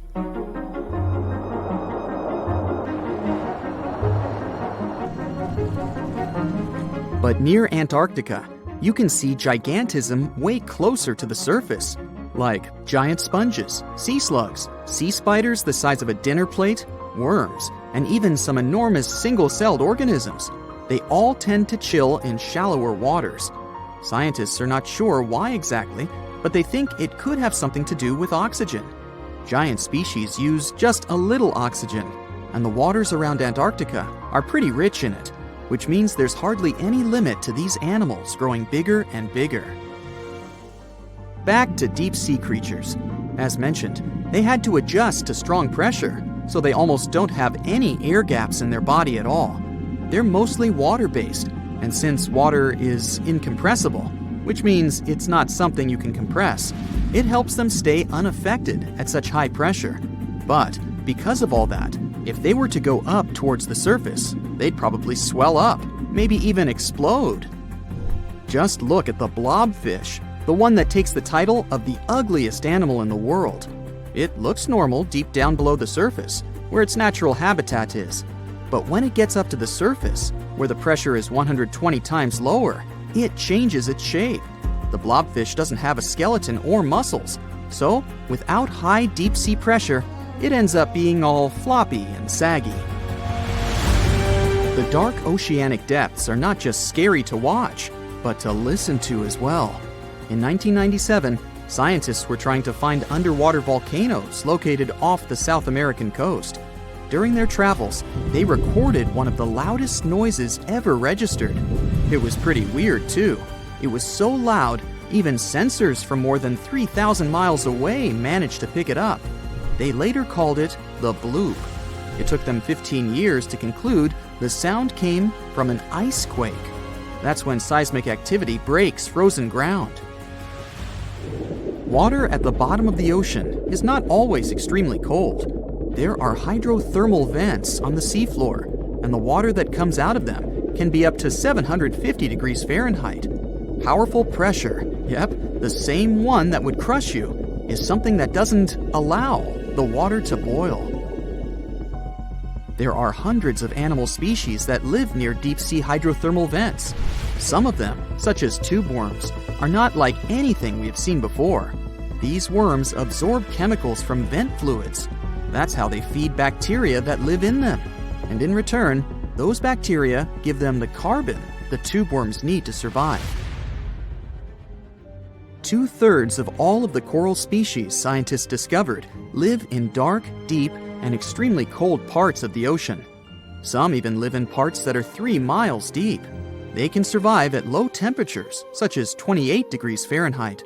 Some of these cold water corals are more than 8,000 years old. They form amazing structures that can rise up to 115 feet tall. The deep is not just a mysterious world of unusual creatures. The landscape under the oceanic surface is magnificent too. The canyons hiding there make even the Grand Canyon seem small. For instance, check out the one located in the Bering Sea, the Jemchug Canyon. Its vertical relief is more than 8,500 feet deep. That's huge. The largest ocean waves are not the ones you can see from the shoreline. They occur under the surface, and they're called internal waves. They take place between two water masses that have different densities. They travel at speeds of thousands of miles per hour and can be 650 feet tall. So you're swimming 2 miles down at the bottom of the ocean. Don't ask me how, just play along. It's cold and the pressure is intense. No fish in sight. Then you notice a green shiny thing. It's a cookie cutter shark. Its neck glows in the dark to attract fish and other delicious treats. The shark doesn't look like much. It's small, about the size of a cat. It has brown skin and large green eyes. But looks can be deceiving. Every night, this creature rises to the surface and goes after great white sharks, whales, even swordfish. If you look closely, you'll see a round mouth with a bunch of sharp teeth in it. They don't just bite, they work kind of like a saw. This one's called a cookie cutter shark because when it sees something delicious, it takes a cookie-shaped bite out of it.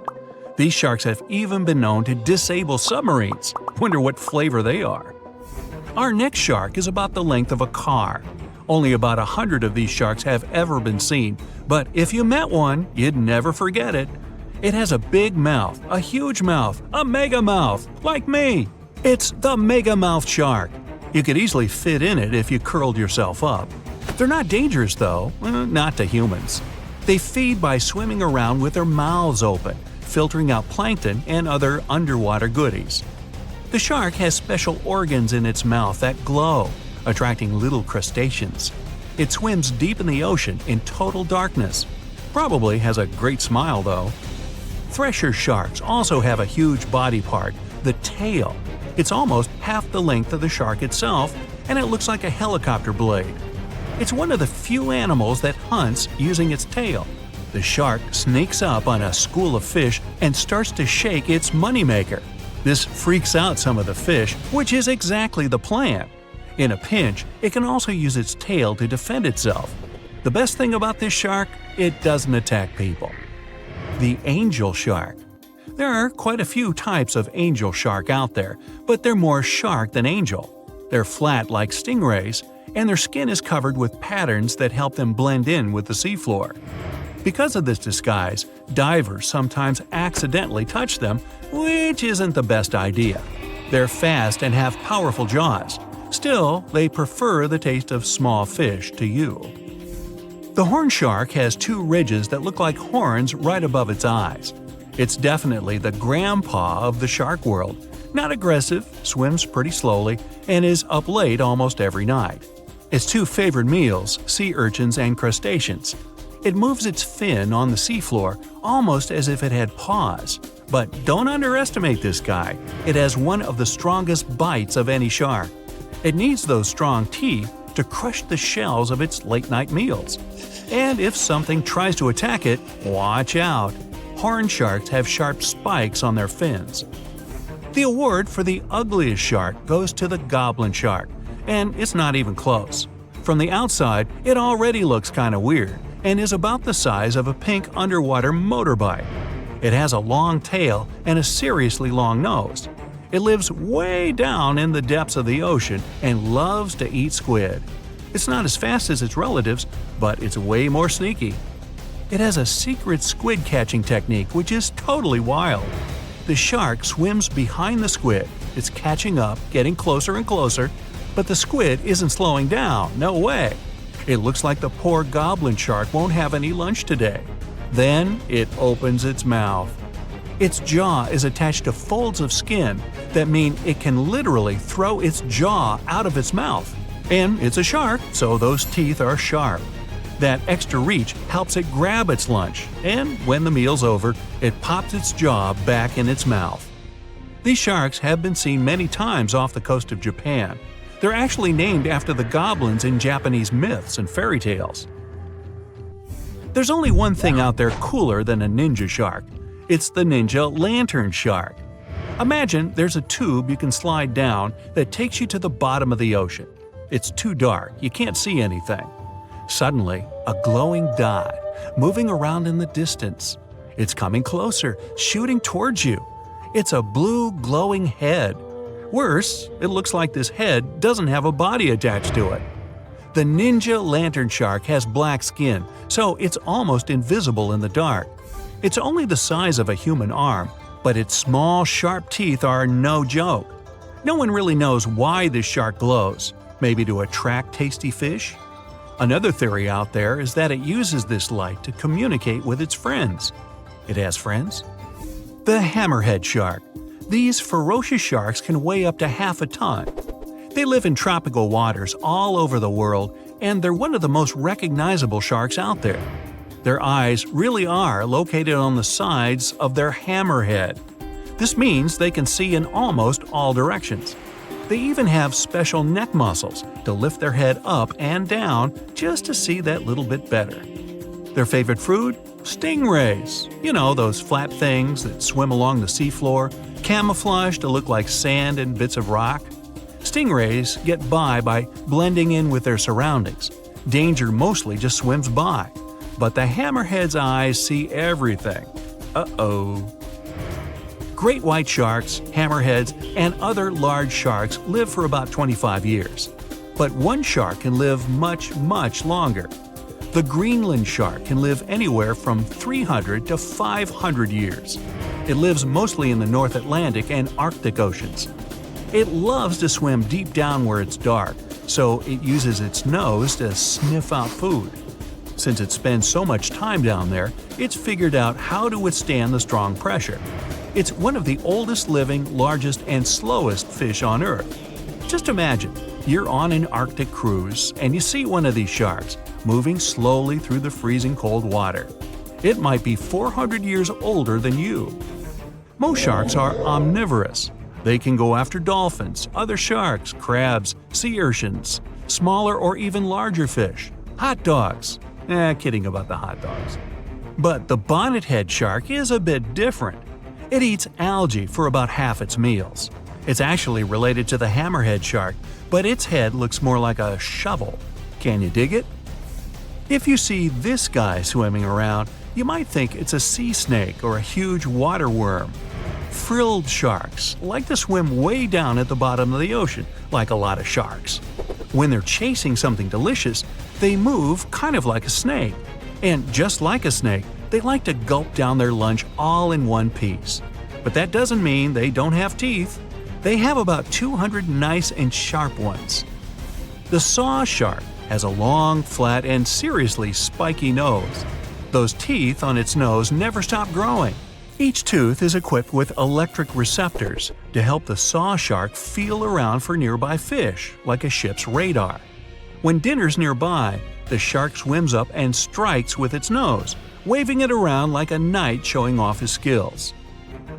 Meanwhile, you won't have time to blink if this guy floats past.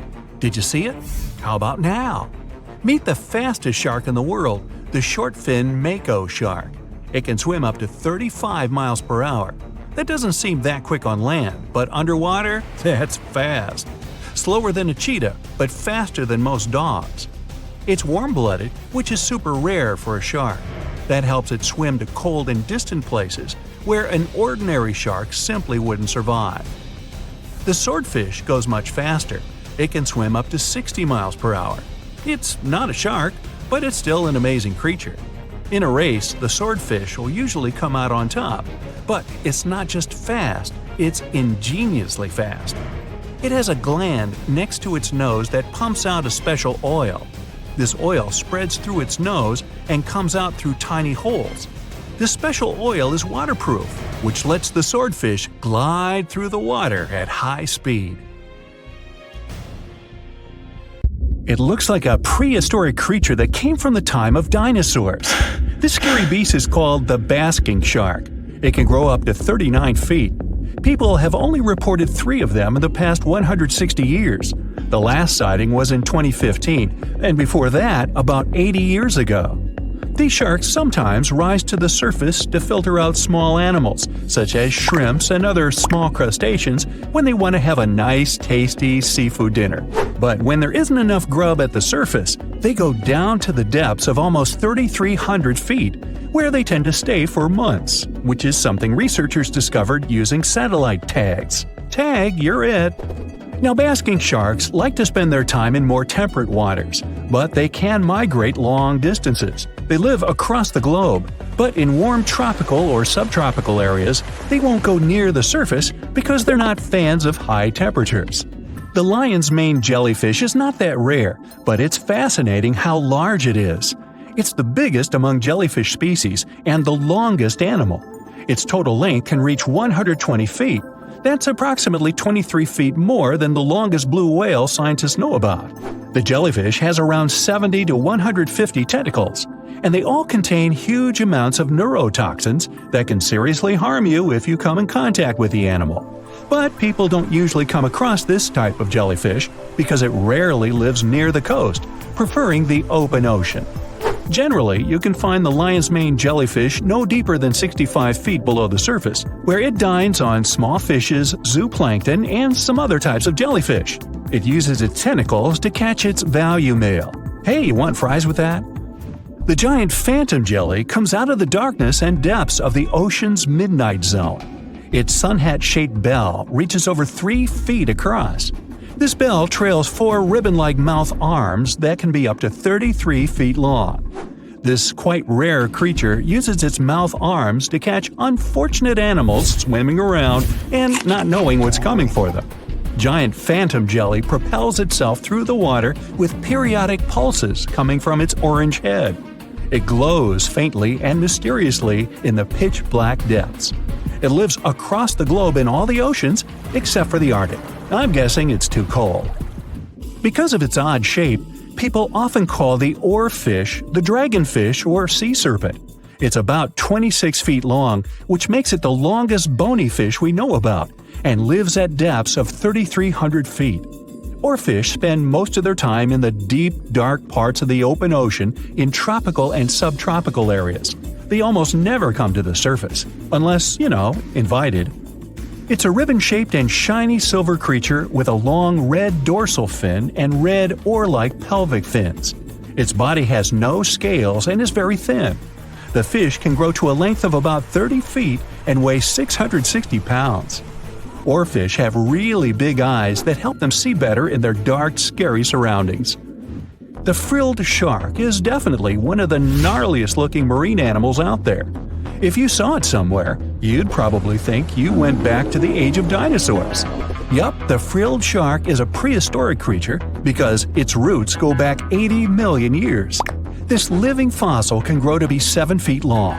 It got its name from its frilly gills. Even though frilled sharks have the shark part in their name, they swim similar to an eel in a distinctly serpentine way. Its mouth is terrifying.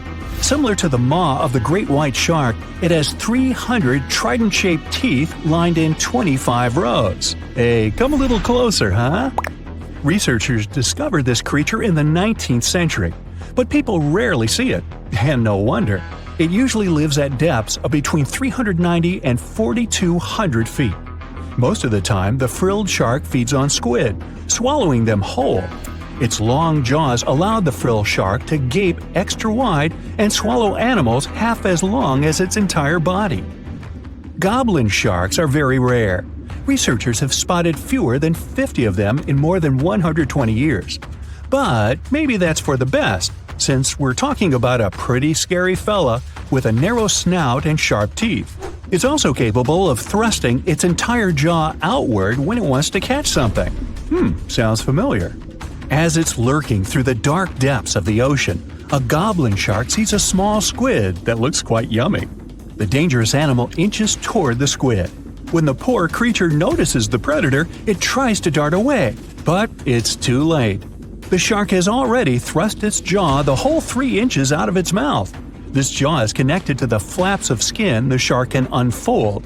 This helps a lot because the goblin shark is a sluggish animal, so it's pretty hard for it to chase its food. After finishing its lunch, the goblin shark puts its jaw back in its mouth and swims away as if nothing's happened. Goblin sharks mostly live at the bottom of the ocean. Like many other shark species, they prefer swimming alone. Here's a silver-colored creature with very rough skin. That's the ocean sunfish, with a total length of almost 11 feet. Its other name is mola. The ocean sunfish is the heaviest of all bony fish out there. People sometimes call it a swimming head because of its bizarre appearance. These creatures have such a weird shape because they're born with a back fin that never actually grows. It just folds into itself as the animal matures and creates a rounded rudder. The sunfish is a bit clumsy. It moves with the help of its mighty fins that allow the animal to swim on its side. This marine inhabitant is a solitary creature. It mostly feeds on zooplankton and jellyfish. The spotted wobbegong is one of the world's rarest sharks. It grows to be more than 10 feet long. It may not look as terrifying as some of its shark relatives, but it's pretty good at catching unsuspecting animals swimming past, mostly during the night. The animal has a spiracle, which is why it can breathe while staying still at the bottom of the ocean. It's motionless most of the time, which is why you can barely notice it. Its flat body and large pelvic and pectoral fins blend in with the underwater terrain. That's why they're so good at hiding. This ability helps when these sharks want to protect themselves too. Wobbegong means carpet shark. They usually live close to the ocean floor in coral reefs, on sandy bottoms, and under piers. People have even spotted the shark in the water that is barely deep enough to cover its flattened body.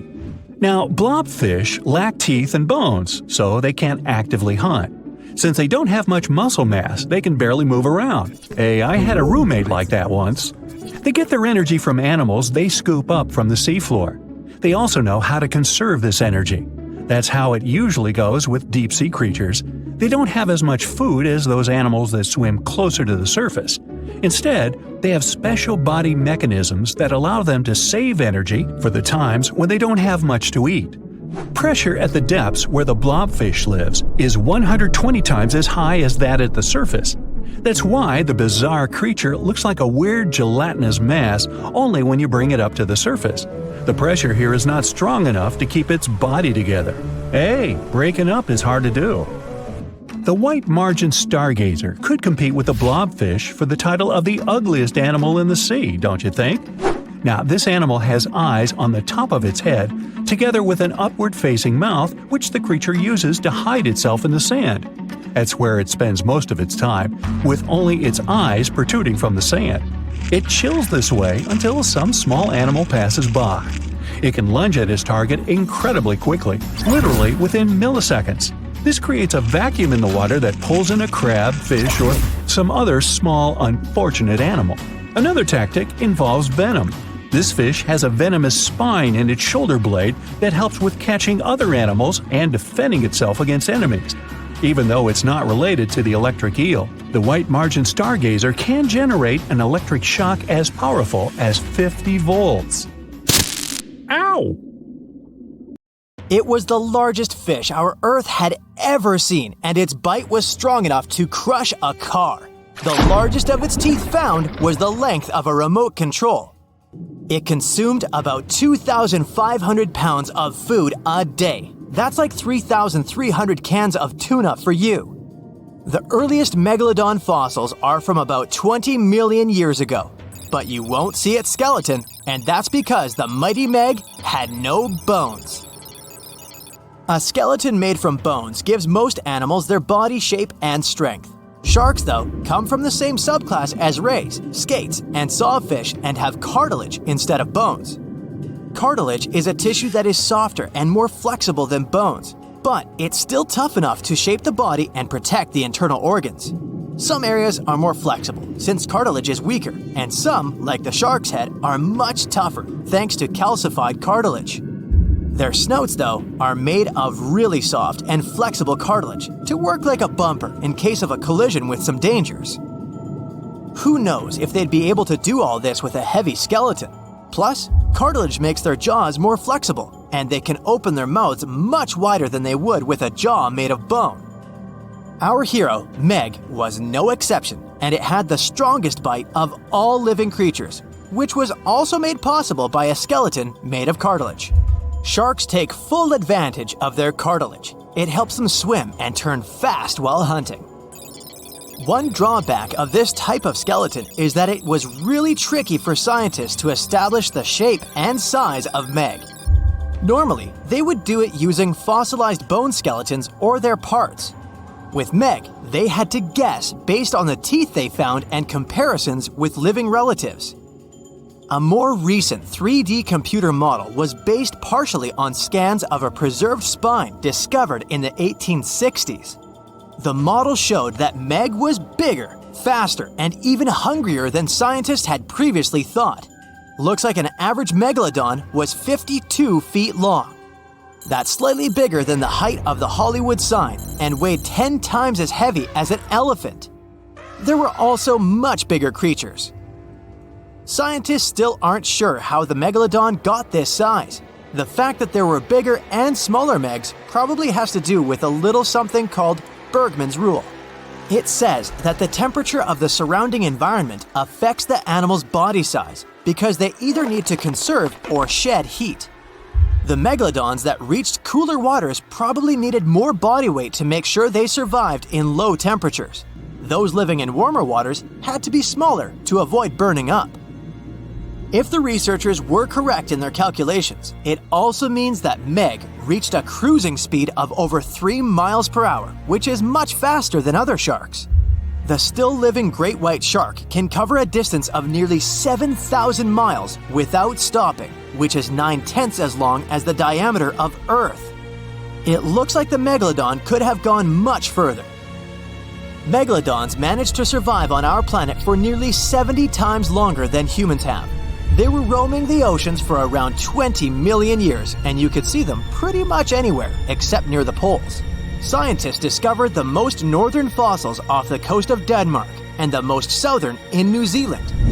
The reason why there were no Megalodon teeth found in Antarctica is most likely that these adapted to only warm tropical and subtropical waters. The younger ones like to keep to the shores, while full-grown adults preferred coastal areas, but they could easily move into the open ocean as well. When our planet went through a period of global cooling and drying, and the seas began to freeze around 3.6 million years ago, there was less and less room for Meg to thrive. Much of their prey, like smaller whales, seals, and sea turtles, disappeared or relocated to waters that were too cold for our hero. And at the same time, the number of its natural competitors, like smaller predatory sharks, like the great white shark, and whales, increased. This shifting food chain dynamics could have been even more dangerous for the Meg than the cold ocean water. You're used to seeing them on the big screen as heartless monsters, but these huge sharks were actually loving and caring family guys. Scientists discovered several Megalodon nursery areas in Florida, Maryland, Panama, and off the coast of Spain. It looks like they gave birth to their young in shallow water environments. Then, little Megs would stay there with adults protecting and raising them until they were ready to fight off predators. The mighty Meg had 276 teeth in 5 rows in its mouth. Similar to other sharks, it was fast in replacing its worn-out or lost teeth. With 4 or 5 rows of teeth in its mouth, it basically acted like a conveyor belt, able to grow back damaged or missing teeth. This means that an adult Megalodon probably would have grown several thousand teeth throughout its lifetime. Although the great white shark is often mentioned as Meg's closest relative, they'd hardly be distant cousins. The ancestors of today's great white existed at the same time as the Meg, but they weren't best friends and even rivaled each other. The great white shark wouldn't win in a head-to-head fight with a Meg, but it was a better hunter using its smaller size and agility to snap up the giant's prey quickly. This only left the bigger fish and whales for the Meg, but its food supplies began to run out as the whales swam to the cooler new seas. Rather than a great white, the Megalodon is more like a modern bull shark. It had a short snout, a flat lower jaw, and huge pectoral fins to support its massive weight and size. We also speak of Meg as an extinct giant, but can we be 100% sure it isn't hiding somewhere as we speak? After all, we've only explored 5% of our oceans altogether. The Mariana Trench is the deepest oceanic trench on Earth, and you could dip the whole of Mount Everest in its deepest part, and over a mile of it would still be above the surface. If a Megalodon or 2 needed a place to hide, that would be the perfect spot. It wouldn't be the coziest place to live though, with its cold water and total darkness. Plus, the pressure there is 1,000 times stronger than at sea level. So, if a Meg really were hiding down there, it would have serious issues with its teeth, because calcium would dissolve under that pressure. To survive here, it would also need to learn to navigate in complete darkness. That means it would have either become bioluminescent or evolve to grow massive eyes like the giant squid. If the Meg were still around and true to its dietary choices, it would have to eat smaller fish, and that would be a problem for us humans. Especially those of us who love fish, that is. And the ocean isn't cooling down these days. The Megalodon would love its temperature and would thrive and reproduce faster than ever. Those giants would create some massive problems for cargo ships and cruising vessels. In case you're now scared at the thought of meeting a Megalodon, relax. Most scientists don't think it's possible because of our hero's size. Most foods that Megalodons like to eat live in shallow ocean areas and not in the deep, deep sea. Meg would need to come up for dinner every now and then, and it's kinda hard to miss a creature this big. They're both giant prehistoric creatures to us, but the Megalodons and the dinosaurs never actually coexisted. The dinosaurs probably died out about 66 million years ago. Megalodons seem to have appeared a bit later. The stonefish. Stonefish aren't going to win any beauty contests, unless the pageant is for best rock look-alike. Their tiny unreflective eyes and rough skin blend in perfectly with their environment. A large head, an even bigger mouth, and a home full of, it's rocks. And just because you're on the beach doesn't mean you're safe. Stonefish can survive for 24 hours out of the water. Stepping on one or even handling one won't be that fun. Their dorsal fin spines have extremely strong venom. It shoots out when they get stepped on, and it can lead to paralysis or even heart failure. You'll need help fast. No wonder they're one of the most dangerous creatures in the water, or anywhere. Be careful when scrambling around rocky areas. They love to play hide and seek. The deep sea dragonfish. If there were a prize for the most hideous fish in the ocean, the deep sea dragonfish would win. With slimy, scaleless skin, massive teeth, and a face only a mother could love, this bad boy of the sea is nothing to mess with. It likes to swim between 700 feet and 6,000 feet below the surface of the ocean, where the waters are the darkest and coldest. Along with some other creatures on this list, the deep sea dragonfish relies on its bioluminescent body parts to catch prey. It also uses its hanging appendage, which boasts a little red light on the end, coming out from its lower jaw. Many fish mistake this little light for prey, luring them right into the jaws of the deep sea dragonfish. Very clever dragonfish, very clever indeed. The fangtooth. The Mariana Trench is an underwater trench with a depth of 35,000 feet, nearly 7 miles below the ocean's surface. Let that sink in. While scientists know the Mariana Trench exists, it's one of the least explored places on Earth. It's also the deepest area of Earth's oceans. And although many creatures down there probably haven't even been seen by humans yet, scientists have had the creepy pleasure of getting to know the fangtooth. The fangtooth fish shamelessly lives up to its name. Just look at that thing. The fangtooth is carnivorous and feeds on just about anything it can find that gets caught in its sharp-toothed mouth. These fish rely on their contact chemoreception to find prey. In other words, they can sense chemical residue that comes off of other living organisms in the deep sea. This is because they don't have any light-producing cells on their bodies, unlike many other deep-sea fish. On top of all that, it's pretty dark down there, so whatever crosses their path, they chomp on. While these guys look pretty scary, they're not a threat to humans. They only grow about 7 inches long. Even so, I wouldn't want to run into one of these things during a relaxing swim in the ocean. The Dunkleosteus. Strangely enough, this prehistoric fish, known as the T-Rex of the seas, had no teeth. Those were replaced with bony plates that allowed it to have the strongest bite among other monsters of its size. The goblin shark. If you thought the movies about sharks were scary, this next deep-sea creature will make you swear off going for dips in the ocean forever. However, it lives 3,000 feet underwater, so you'll never likely see it face to face. The goblin shark looks like a cross between a shark and a creature from your worst nightmare. These sharks boast a protruding sword-like snout with a jaw that juts out to match. Unlike other sharks that have more of a gray hue, this creepy thing looks not so pretty and pink. Aside from their scary demeanor, what do scientists really know about the goblin shark? Well, not much, except that they can grow up to 18 feet in length. Looks like there's still a lot to learn about these guys, if you dare to. By the way, did you know that sharks don't sleep? Many species have to keep water moving over their gills to get oxygen, so they can't fall into a deep sleep like we do. That's why they stay half awake during rest. Typically, sharks don't even close their eyes. The cookie cutter shark. This shark is a living horror, with lower teeth being big and sharp, while the upper ones are much smaller. When its teeth fall off, the shark eats them to maintain calcium levels. Pretty smart solution for a shark. The frilled shark. Studying the frilled shark is like looking through a portal back to prehistoric times.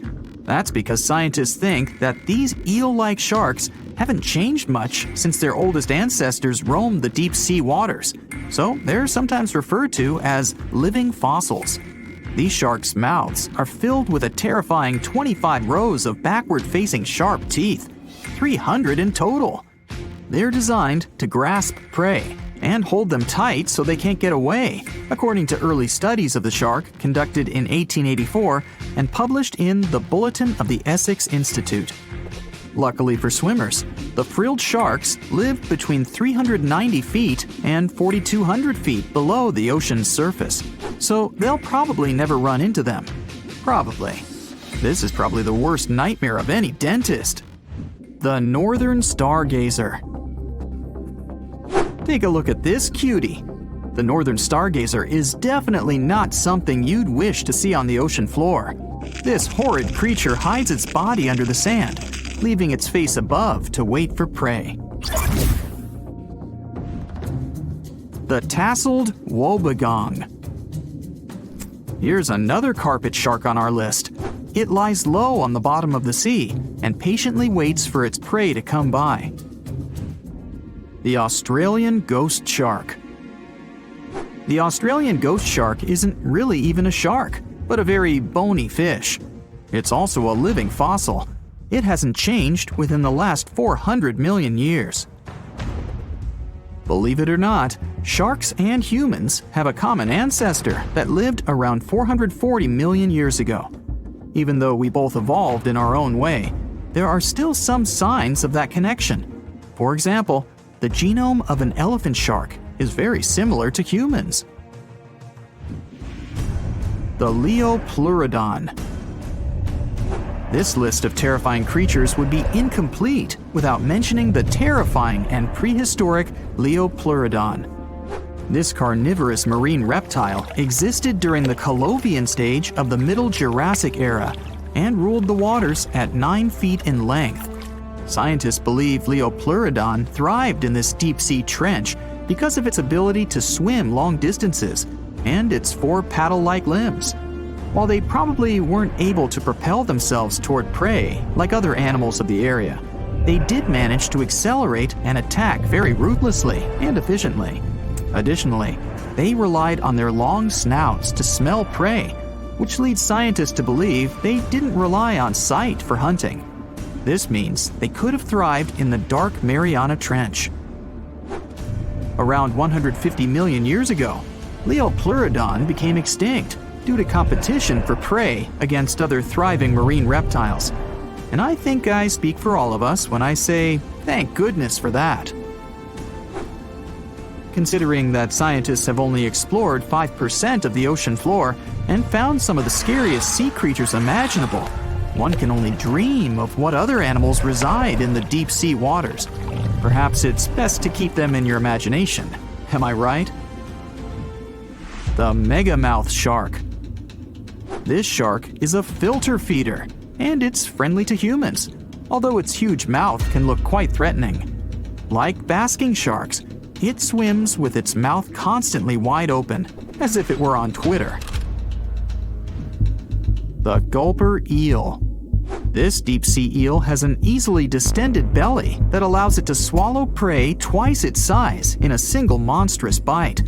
They have very unusual jaw shapes and can reach about 2 to 3 feet in length. Do you see that large log near the ocean floor?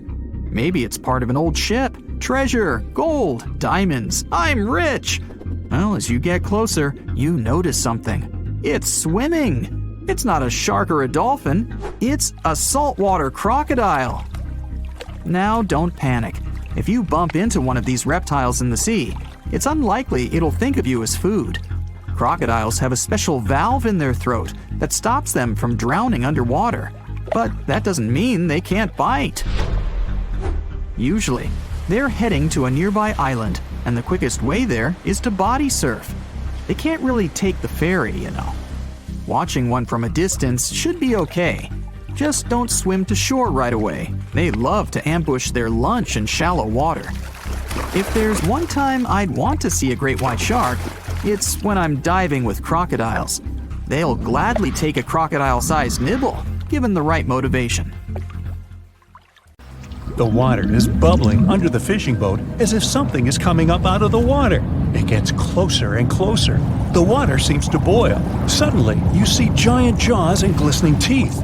Seconds later, a huge shark jumps out of the water and crushes the boat in one bite. It was the Megalodon, the largest fish that ever existed on Earth. Now, we pictured the Megalodon as this, an enlarged version of the white shark for a long time. But scientists continue to argue about its appearance. So far, they agree that the image of this giant shark was wrong. Here's the data that scientists are sure of. Size, about 50 feet long. That's as big as a school bus and comparable to the length of a subway car. 8.5 times the height of an average person. Let's compare it to the modern white shark. The Megalodon is 3 times bigger, but that's just a rough estimate. We don't have a fully preserved skeleton of the Megalodon. That's because it didn't have any bones, but cartilage. Not much of that left in the 3.6 million years since the Megalodons went extinct. All that survived were teeth and a few vertebrae. By comparison, dinosaurs went extinct about 66 million years ago. But their solid bones are perfectly preserved, and we have many different examples of their skeletons. Scientists have calculated the size of a Megalodon based on its teeth and jaw. Now, this is one tooth. It's about 7 inches long, bigger than the palm of your hand, and 3 times the size of a modern white shark's teeth. The Megalodon jaw was 6 feet wide and chalked up 5 rows of teeth, a total of 276 razor-sharp chompers. The other preserved remains are the vertebral column. It consists of 150 vertebrae, each 6 inches wide. They contain much calcium because, well, Megalodon love fresh cold milk.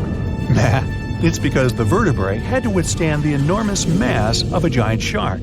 Based on those fossils, scientists created a model and calculated only the approximate size of the Megalodon. But it could hardly have been any bigger. It's all about breathing. The bigger the fish, the more oxygen it needs, which means a larger gill area. That's the organ that filters the water and collects oxygen. If the Megalodon were any larger, it would have trouble breathing. So, scientists believe that 50 feet is the maximum size of an individual. On average, they were a few feet smaller. Whew. Now, let's talk weight. On average, one Megalodon weighed about 30 to 35 tons. By comparison, a white shark weighs 1 ton, which is 30 times less. Hey, trust me. A school bus is 4 times lighter at 7.5 tons. The weight of a Megalodon can be compared to an empty Boeing 737. But the modern blue whale beats the Megalodon in size and weight. 98 feet long versus 50, almost twice as long. Blue whale's weight is about 180 tons. That's like 6 Megalodons or 6 passenger planes, or like 33 adult elephants. Hey, don't you love the comparisons?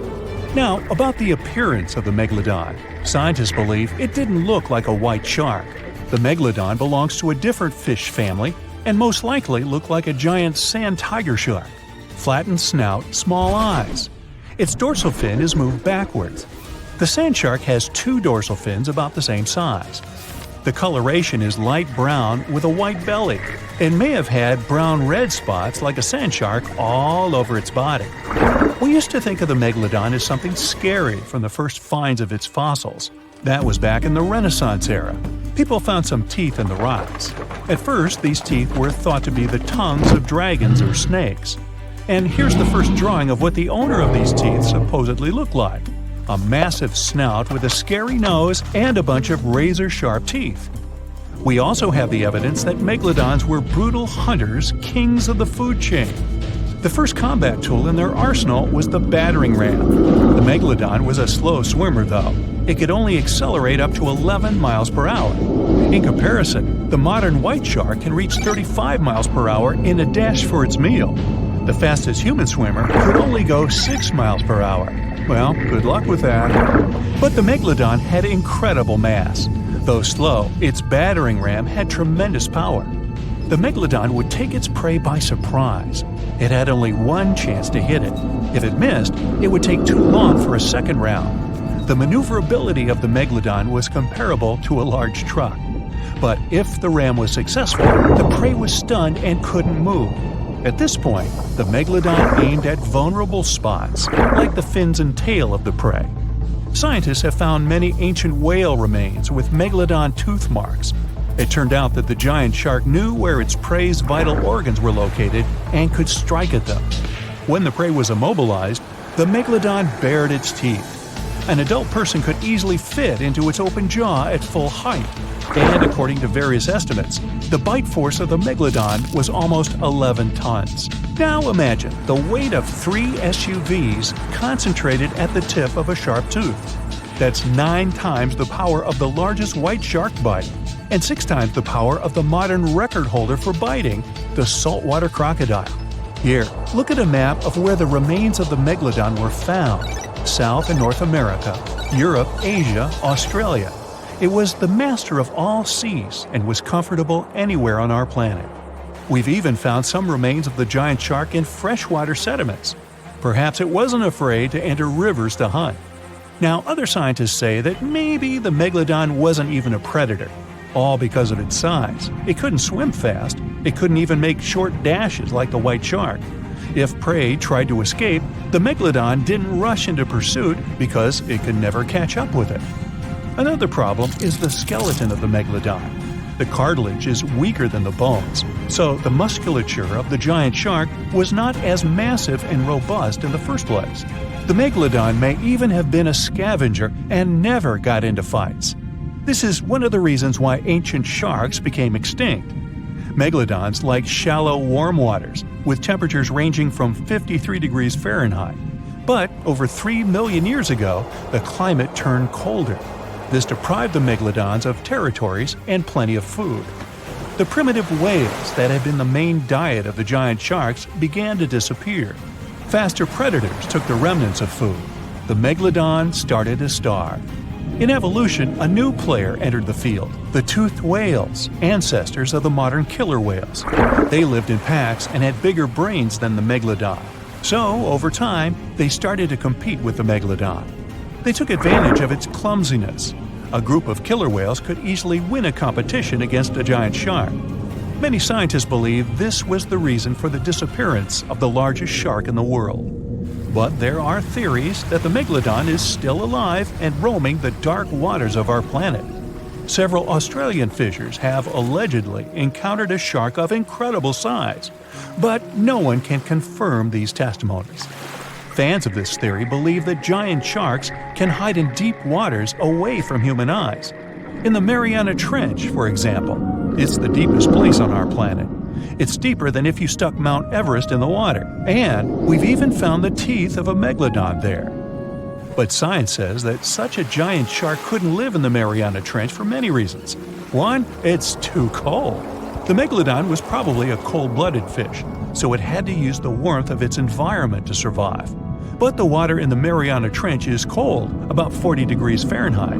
That's because the deeper down, the less sunlight gets in there. The second reason is pressure. Every 30 feet deep increases the pressure by 1 atmosphere. That is, at the depth of 100 feet, the water presses you 3 times harder than you would feel it at the surface. The weak muscles and cartilage of the Megalodon wouldn't allow it to dive too deep into the Mariana Trench. And most importantly, food. The farther from the ocean surface, the fewer living organisms. Megalodons used to eat primitive whales, ranging from 10 to 20 feet. Small fish only inhabit the Mariana Trench. A Megalodon would never be able to catch one. And, judging by its size, all the Megalodon did was eat and then look for food again. Compare its weight to that of a human. The average human should get about 2,000 calories a day with an average weight of about 180 pounds. The Megalodon weighed 470 times that and needed many more calories. So, even all the fish inhabiting the Mariana Trench could hardly feed a Megalodon for even a few days. So, all these theories, of course, are not true. But still, it's just smart to be careful out there. Know what I mean? The Meg, aka Megalodon, roamed the oceans long after dinosaurs were wiped out by the Great Meteorite. It was one of the largest and most dangerous hunters that have ever lived on Earth, as well as the biggest shark. But then, about 3.6 million years ago, the last of its kind disappeared from our planet, leaving only huge teeth for modern archaeologists to keep finding. There are a few theories about why it could have happened, but scientists might have found the true reason. The Megalodon, which means big tooth, was the largest shark ever to exist. It reportedly lived around 20 to 3.6 million years ago and was truly enormous. Its bite was more powerful than that of a T-Rex, and likely any other powerful predator that has ever roamed this planet. It's probably not surprising since this marine creature had extremely strong jaws that could span from 9 to 10 feet wide. That's enough to swallow 2 grown-up people side by side. The jaws were also lined with 276 teeth, and they reached 7 inches in length. That's as long as a small hedgehog. Once these teeth got worn down, the shark got rid of them and grew new ones. Such large sedated teeth helped the meg to eat meat easily. The shark itself could grow up to 59 feet long. That's twice the length of a London double-decker bus. The animal was also pretty heavy. While a fully grown T-Rex weighed about 8 tons, the weight of a large Megalodon could be more than 30 tons. With no competitors, the enormous shark was the real king of the oceans. It hunted other sharks, large fish, and even whales. Then why did such a magnificent creature disappear from the face of the earth? The previous theories mentioned the great white shark. The Megalodon is usually described as some gigantic version of this marine animal. And this is a common mistake made because most people think these creatures were related. But in reality, the Meg looked more like a modern bull shark. Its snout was snout, its lower jaw was rather flat, and long and massive pectoral fins supported the animal's weight. But what's more important, the ancestors of today's great whites existed at the same time as the Megalodon. Now, with great size comes great clumsiness. And although the Meg was huge and powerful, it was also not as nimble as smaller and quicker great white sharks. Great whites could have rivaled a Megalodon for food, and were often more successful hunters thanks to their agility. They couldn't fight the Meg openly, but were fast enough to steal its food. So according to this theory, the only food left for the Megalodon were whales and equally big marine animals. Grown-up Megs could easily catch such beasts, but their offspring were much smaller and more vulnerable than their parents. Could smaller sharks have used this to their advantage? Maybe while megasharks were still little, they became a meal for great whites, as well as bull and tiger sharks. Even at those times, a great white shark could reach the length of 20 feet, while a Megalodon kid was definitely smaller. But even if there had been no open confrontation between young Megalodons and smaller grown-up sharks, Meg kids wouldn't have been able to find food for themselves to grow to adulthood. The reason is the same. The population of other sharks was growing, and they were rivaling each other and the Meg for convenient food. The more great whites and other sharks appeared in the oceans, the less food remained for young monster sharks. Eventually, they probably starved. But it's just one of the theories that try to explain why the Meg went extinct, and here's another one. A new study has shown that the Meg was most likely a warm-blooded predator able to regulate its body temperature, and that might have been the reason why this species disappeared with time. Scientists analyzed isotopes of the tooth enamel of the Megalodon and concluded that the animal could easily maintain a body temperature that was around 13 degrees F warmer than the temperature of the surrounding water. Such a temperature difference is much greater than what other sharks living at the same time as the Meg had, and it's large enough for the ancient predator to be classified as warm-blooded. These days, most fish are cold-blooded. Their body temperature is the same as the surrounding water, but some sharks, like mackerel sharks, keep the temperature of all parts of their bodies a bit warmer than the surrounding water. But it doesn't make them completely warm-blooded because they simply store heat generated by their muscles. And in mammals, body temperature is regulated by a special region of the brain called the hypothalamus. Anyway, the Meg's warmer body allowed the animal to move faster, deal with cold water better, and spread out all over the world. But eventually, it might have led to a disaster. The Megalodon lived during the Pliocene epoch, pronunciation. It began approximately 5.3 million years ago and finished 2.5 million years ago. During that period, global cooling occurred. It also caused the changes in sea level, which the Megalodon probably didn't survive. The main problem for the predator was to maintain an energy level allowing its body temperature to remain elevated. But to do it, the animal had to eat a lot, and I mean it. But it was a challenging task in a time of changing marine ecosystems, and while competing with newcomers, such as the great white shark. If this theory is true, then the amount of energy the Meg had to use to remain warm could have contributed to its extinction. This new information is very important to us. It shows that many marine predators in modern oceans might be experiencing the effects of ongoing climate change too. By the way, have you heard that there have been several cases when people were sure they had seen the Meg? Or at least some similar extremely large monsters. And these sightings happened relatively recently. For example, in July 1916, the New Jersey coast of the US was terrified by a series of shark attacks. They happened during an oppressive heat wave when hundreds of beachgoers tried to find shelter from the heat near the water. People described the culprit that had caused all that havoc as a giant shark, much bigger than any regular one. Since then, Scientists have been debating which shark species was involved in those accidents. The most popular guesses have been the bull shark and the great white. A picture of a huge shark roaming the Pacific Ocean not far from Guadalupe Island appeared in 1999. The creature was nicknamed Deep Blue.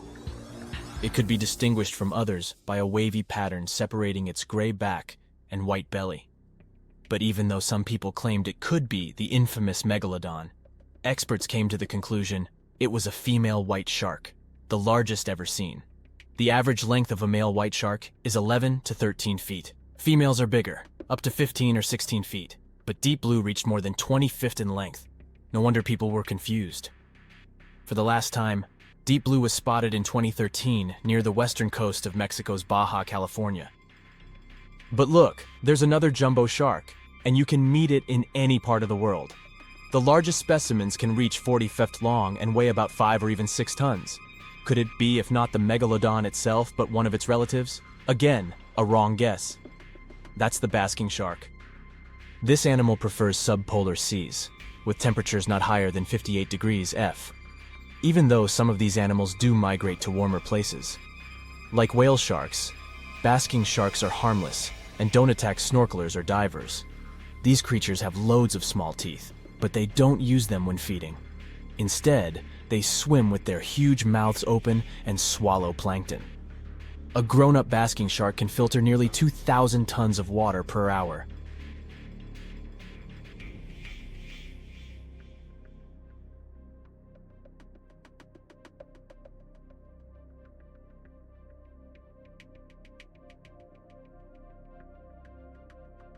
The largest and most ferocious predator to ever haunt the oceans, the Megalodon shark, dominated the seas for centuries before becoming extinct millions of years ago. However, scientists managed to discover very few remnants of the giant shark. Everything we know about the great sea beast we've learned thanks to fossils of its giant teeth, which are just about the size of the average human hand. Scientists estimated the size of the prehistoric shark using calculations based on the measurement of the length of a megalodon tooth. On average, the size of a megalodon shark was 33 feet long. The largest of the species could reach up to 58 feet long. However, these megasharks may have been even bigger than we ever thought. At the Florida Museum of Natural History, a group of students examined 3D printed replicas of megalodon teeth to calculate the shark's size using the tooth length method. But something was off. Each student calculated a different size for the same shark, with their estimates ranging from 40 feet to 180 feet. A lead paleontologist took a look at the students' equations. He realized that the method they used to calculate megalodon sizes for decades isn't that accurate at all. So they invented a new method to calculate the megalodon size based on the width of the megalodon tooth instead of its length. It turned out that the average megalodon would be around 65 feet long. It's almost double the size scientists previously thought, and would mean that the average megalodon is the length of 2 school buses. A megalodon skeleton has never been discovered. Shark skeletons are made mostly of cartilage, meaning that they decompose quickly. Luckily, sharks continuously shed and regrow teeth throughout their lives. One shark can go through 40,000 teeth in a single lifetime. Scientists have managed to study different types of shark species based on their teeth alone. The megalodon shark had around 276 teeth. When they fell out, these teeth landed in seabed, where they stayed for millions of years, fossilizing. Scientists found those teeth, and they're the only real record we have of the megalodon's existence. The word megalodon means giant tooth. Its tooth is around 7 inches long. For comparison, the largest tooth of a great white shark is only 3 inches long. To find a bigger set of choppers, you'd have to go back 65 million years to find the great Tyrannosaurus rex, whose teeth measured a whopping 12 inches. Megalodon teeth have been discovered all over the world. It means that, unlike other marine animals of its time, the megalodon was intercontinental. Even today, most sharks and marine animals tend to stick to one sea or ocean. The megalodon shark swam freely around the world, moving between tropical and subtropical waters. Megalodon teeth have been found in every continent apart from the freezing cold waters of Antarctica. When a megalodon makes a starring appearance in a movie or TV show, it's portrayed to look like a giant version of a great white shark. Scientists previously believed that the Megalodon and the great white shark both descended from one common ancestor. Still, it's not true. In fact, it's more likely that the Megalodon was the arch-enemy of the great white shark's ancestor, the broad-toothed mako shark. That means Megalodon wouldn't have looked so similar to the great white after all. In reality, the Megalodon would have a shorter nose than the great white, along with longer pectoral fins to give the giant shark a stockier and more threatening build. Not only was the Megalodon the largest shark in the world, but it was also one of the biggest fish ever to exist. An apex predator of this size would have needed a huge diet to keep it moving. The Megalodon would have eaten 2,500 pounds of food every day. The Megalodon diet consisted of larger species of fish, dolphins, and even other species of sharks. Ancient fossilized whale bones with cut marks of Megalodon teeth have been discovered. It means Megalodons weren't intimidated by the size and tried to feast on the giant whales of the past. Scientists have used computer simulations to try and work out the hunting style of the ancient shark. Using this technology, scientists have discovered that the Megalodon's attack style was very different from that of modern-day sharks. Modern sharks dive straight for their prey's most vulnerable spot, for example, the soft underbelly of a seal. The Megalodon's teeth were uniquely suited to biting through tougher areas of cartilage. So, evidence suggests that a Megalodon would first chew the tougher fins of their prey, rendering them unable to swim away before launching into their final attack. The mouth of a Megalodon was around 10 feet wide and 9 feet tall, large enough for you to swim into without touching any teeth. However, we don't recommend that. Their mouths were so large a Megalodon could swallow a small car without even having to bite down on it. Research teams from Australia and the US collaborated to work out the biting power of the Megalodon using computer simulations. The results were terrifying. While the modern great white shark has the biting power of 1.8 tons of force, the Megalodon could easily chomp down on its prey with a biting power of 18.2 tons.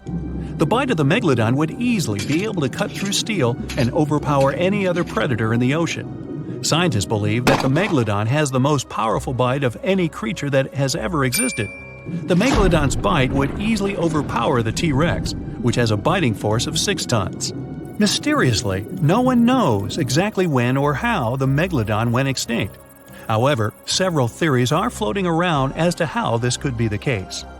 The Megalodon had become extinct by the end of the Pliocene, which was a phase of global cooling that spanned over 5 million years and ended over 2.6 million years ago.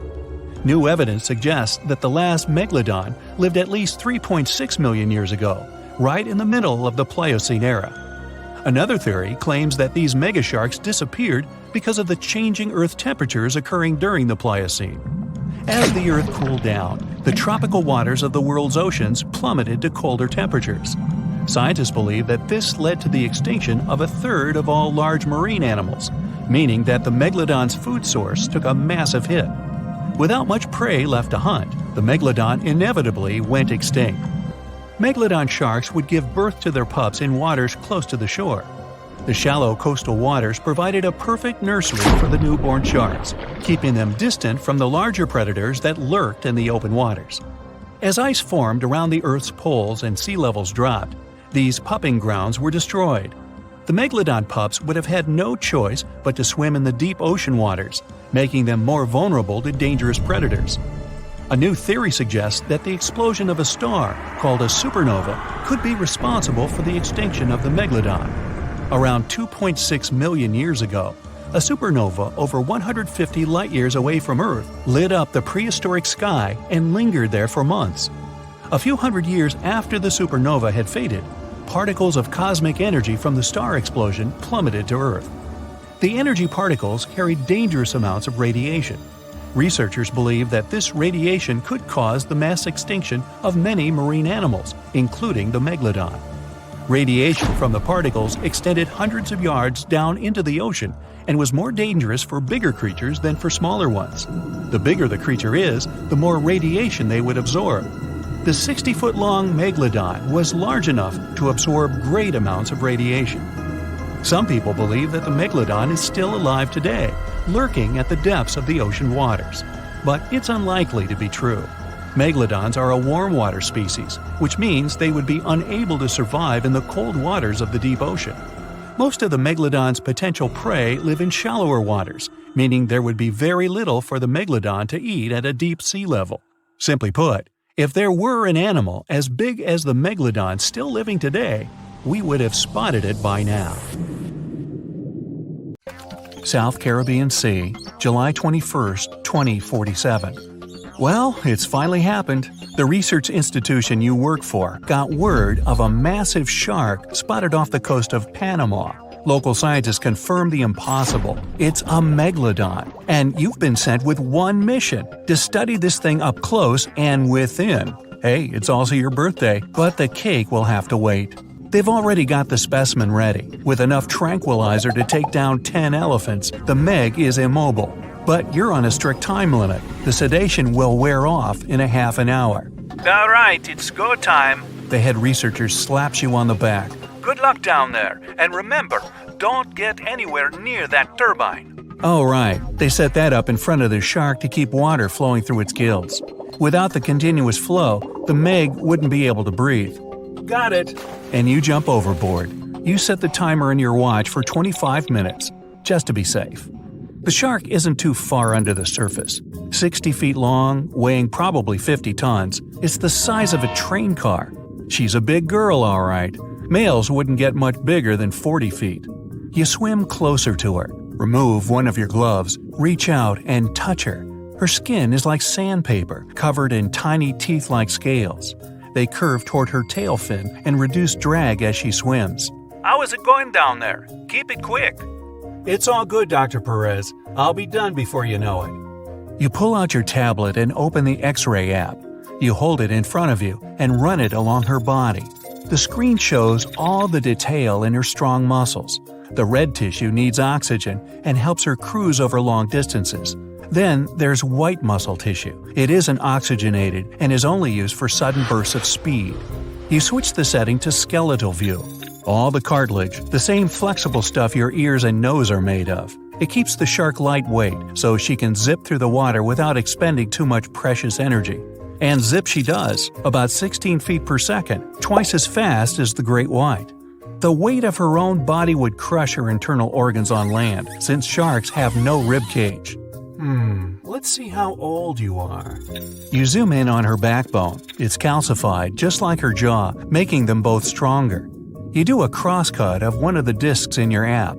The vertebrae have bands. Just like rings in trees, they tell the shark's age and growth history. You count them. 15. She's about halfway through her life. Her skull is made of a denser cartilage to protect the shark's Y-shaped brain. The snout is spongy and flexible, easily taking blows without breaking. 20 minutes left on the sedation. What's your status? The lead researcher radios in again. Muscular and skeletal analyses are done. Moving on to the sensory organs. Roger that. You swim up to one of her black, beady eyes. A chill goes down your spine. It's as if she's looking right at you, a helpless piece of meat, her next meal. Hey girl, if only you had eyelids to let me know you're definitely knocked out. Behind her eye, you see a tiny hole. Hey, found your ear. Sharks obviously don't have outer ears, but their hearing is still impeccable. This megafish could hear you thrashing in the water from 10 football fields away. It's the low frequencies of irregular splashes that catch her attention. They mean one thing: wounded prey. From there, you follow her lateral line, a line of pores extending down the sides of her body. It's a special system in sharks that detects the slightest movements in the water, how far away the source is, which direction is coming from. Basically, a shark's entire body is like one giant ear. Just gonna examine your nostrils, my dear. Strictly for sniffing out prey, they don't lead to the throat and respiratory system like in humans, meaning sharks can't sneeze. The smallest hint of an odor runs into the nasal passage. Past folds of skin covered in sensory cells, they send the info to the olfactory bulb, which leads to the brain. In great whites, the nose can pick up a single drop of blood in an Olympic-sized pool. You look at your watch. 10 minutes left. You examine her gills. Water flows through them, and the gills extract oxygen from it. This is also where the body gets rid of CO2, essentially carrying out the function of lungs. But the oxygen to carbon dioxide exchange happens at the cellular level, and the blood is what transports it. You switch to circulatory view. There it is, the S-shaped heart. It's small compared to her body size and has only 2 chambers. The heart sends blood to the gills, where it picks up oxygen and moves on to the body tissues. The muscles, constantly moving and propelling the shark through the water, warm up the blood. This can only happen because the veins and arteries moving to and away from the heart are located so close to each other. Blood that's warmer than her environment and not dependent on it, unlike other fish, allows the Meg to hunt in cooler waters as well, even if she prefers warm areas. That means nothing can hide from her. Everything about her body is designed to sniff out and gobble up any prey. We're getting some fluctuations in the vitals. Come on, wrap it up. Almost done. One thing left, the thing you've been avoiding, her mouth and digestive tract. You swim up to her jaws, careful to keep your distance from the current flowing into her face. Her jaws have been propped open for better examination, and they're enormous. 10 feet across, 9 feet high, you could stand in her mouth with a friend on your shoulders. They can open up to 100 degrees, enough to fit the biggest prey out there.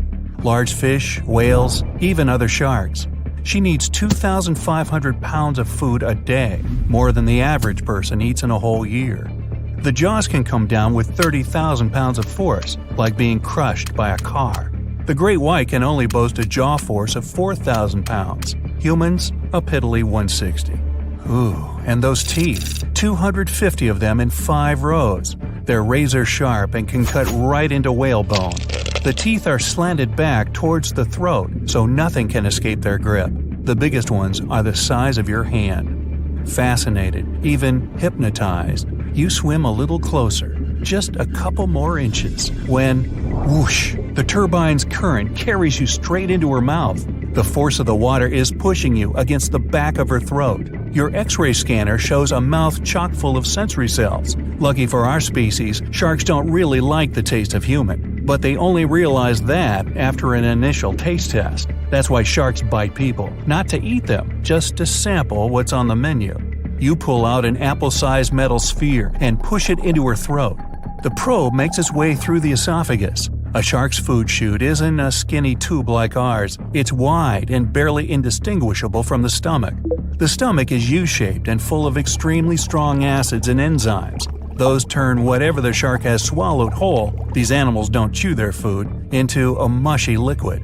From there, the soup moves into the intestines. They're relatively short for an animal this size, but evolution came up with a clever trick to increase the surface area. The inside of the intestine is shaped in a spiral. This is so she can absorb the nutrients from her meals.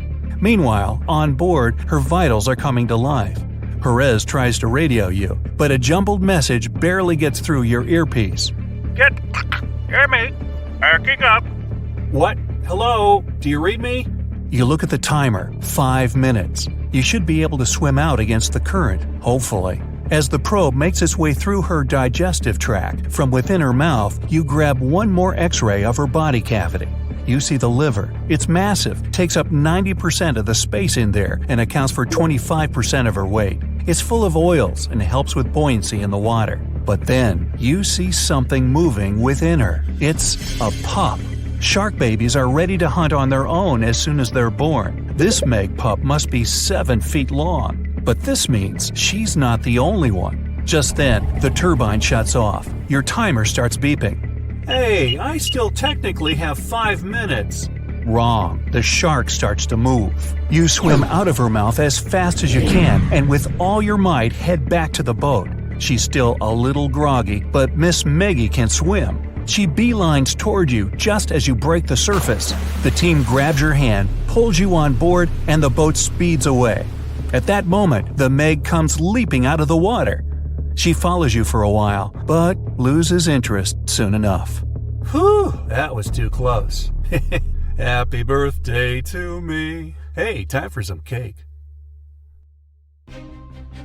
450 million years ago, no, I wasn't around then, the sea level was higher, coral reefs started to form, the climate on our planet was stable and warm, not even dinosaurs were around yet. the time when bony and jawed fish we know as sharks appeared. They've been dominating the oceans and making other marine creatures flee in fear ever since. Many of them, like great white sharks, have evolved and adjusted to life in the open ocean as hunters with a pretty high position in the food chain. They're less diverse today than before. One of the reasons is the asteroid strike from the age of dinosaurs. After it reduced the number of shark species, only smaller and deep-water kinds that ate primarily fish survived. They started getting bigger over time. Near the surface, sharks such as makos or great white ones develop faster movements and are somewhat between gray and blue to blend in with their surroundings. The epaulet shark can even walk on the land. It can't take a walk on the beach because it can't breathe outside of the water, but it lives on coral flats in shallow tropical waters, so it can walk in kind of a crawling motion. But deep down below, there are mysterious, alien-looking, often huge shark species that didn't come to the surface, which is why they didn't need to adjust to the new environment and different conditions. They haven't changed a lot through time, so they're some living fossils. These creatures mostly don't have 5 gill slits, the most common number, but 6 or 7. It's because there's less oxygen the deeper you go in the ocean, so they need more gill slits. Sharks on the surface evolved to have fewer gill slits. 6-gill sharks are the most primitive sharks we have today. Their skeletons are like those of ancient extinct sharks, and they can survive only in very deep waters. Like cats, sharks have a layer of reflective cells placed inside their eyes, which helps them see better in the dark, deep sea or cloudy waters. Sharks on the surface have big eyes because they evolved to hunt in the sunlight, so they tend to rely on their vision. Those that live in shallow waters have small eyes, so they can protect themselves from the sand. Like some other deep-sea creatures, 6-gill sharks also have bigger eyes to take in as much light as possible. They have more light-sensing rods, but don't distinguish colors that well.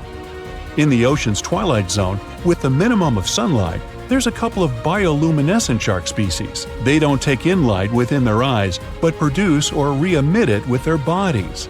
Their skin or organs have specialized cells that produce a soft blue-green light. Deep-sea creatures that produce their own light do that to attract their prey, deter animals from going after them, or, scientists think, communicate with each other. It can even help them to camouflage. They do it by hiding their silhouettes from animals going after them. They produce enough light to match their surroundings. The biggest luminous underwater creature is the kitefin shark, found swimming 980 feet below sea level, preying on groundfish or smaller sharks. It can grow almost 6 feet long and lives 3,200 feet below sea level. Deep-sea sharks are also bigger than those on the surface. The Greenland shark can grow up to 24 feet long, bigger than a great white. There's a thing called deep-sea gigantism. Creatures in nutrient-poor depths of the ocean grow bigger because, that way, they lose less energy as heat. The Greenland shark lives its life in slow motion. It has a slow metabolism and can go very long periods without food. With their slow pace, they evolved to live up to 500 years at depths of 7,200 feet. Sharks in shallow waters catch their prey relying on agility and speed, but for them, it's easier because there's plenty of food on the surface. Deep-sea sharks, with less food and slower life rhythm, had to develop a different style. They're more opportunistic, definitely not picky, and don't care if their future meal is alive or not. Frilled shark, another living fossil from the darkest depths, hasn't evolved much through time, and they're one of the last of their kind, with all of their relatives already gone extinct. It grows up to 7 feet long, primarily hunts on squid, and catches other sharks and fish. It looks like a dinosaur, a snake-like face, a long, smooth, thin body that moves in a serpentine way. It can propel itself with the power of its tail and curl like snakes. They don't swim in a straight line like other sharks. Cookie-cutter shark grows up to 20 inches. It got the name because of the way it feeds, biting off small pieces. It's a parasite creature, which means it feeds off bigger animals but leaves them alive. They have sharp teeth and sometimes even swallow those that fall off on purpose. Some researchers think it could be because they live in the depths that are nutrient poor.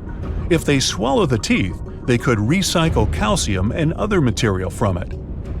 prickly shark is a rare and unusual creature with many thorn-like denticles and 2 small dorsal fins. It lives mostly in the depths of the Pacific region up to 1,900 feet. Ghost sharks are not even real sharks, but fish closely related to them and rays. They have big pectoral and pelvic fins, 2 dorsal fins, pretty big eyes, and unlike their cousins, have a single external gill opening. Ghost sharks have slender tails and can grow up to 80 inches, silver to blackish color. They sometimes live in rivers and coastal waters, but also in the depths of the ocean of 8,200 feet or even deeper. They are pretty weak swimmers, so they tend to feed on invertebrates and small fish. Goblin sharks. Swimming through the deep sea, this creepy shark with a flabby body suddenly sees a small, innocent squid. It goes toward it, but the potential snack notices it and quickly starts moving to dart away. It seems like the plan could work at first, but then the shark suddenly thrusts the jaw of its mouth and catches the poor little squid in a second. After the meal is finished, the animal simply fits the jaw back into the mouth and goes away as if nothing happened.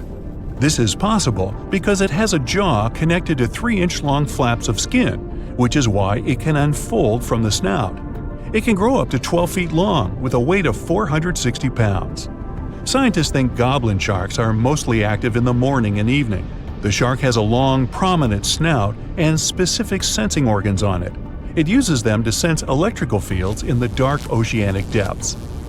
Seven-gill shark is a big cow shark, brown to silver-gray on top, white underneath, black and white spots, with a thick body, a small dorsal fin, and a wide, blunt snout. It can grow up to 10 feet long, mostly lives in the depth of 1,870 feet, but you can also find it in deep channels and bays. It can be aggressive toward humans if provoked, so don't. Like most deep-sea creatures, it's an opportunistic hunter that's not quite picky but likes to go after dolphins, seals, porpoises, and other marine animals. Megamouth sharks mostly live in the depths of 15,000 feet and spend most of their time in the dark, like me. Scientists discovered it in 1976 because it went near the surface at night to feed on zooplankton. That's the only time these sharks go there. During the day, they return to their quiet, dark, and mysterious depths. They are filter feeders, which means they keep their mouths wide open while swimming, so they filter the planktons they like to eat. There are organs that produce light inside of their mouths, which attracts potential prey, such as pelagic crustaceans. These sharks live in the deep parts of the ocean, but you can rarely find them below almost 2 miles. Scientists think some other, stronger bony fishes outcompeted them. Deep parts of oceans became oxygenated around 70 million years ago, and sharks have been around way longer. But bony fishes adjusted and adapted efficient ways to use oxygen, while sharks were slow with adaptations, so they lost. Also, oceanic depths are way colder, which is challenging for fish and the rest of cold-blooded animals because the speed of their metabolism widely depends upon the external temperature. The Megalodon was the biggest shark to ever live. Not only that, it's one of the biggest fish and the largest predator in Earth's history.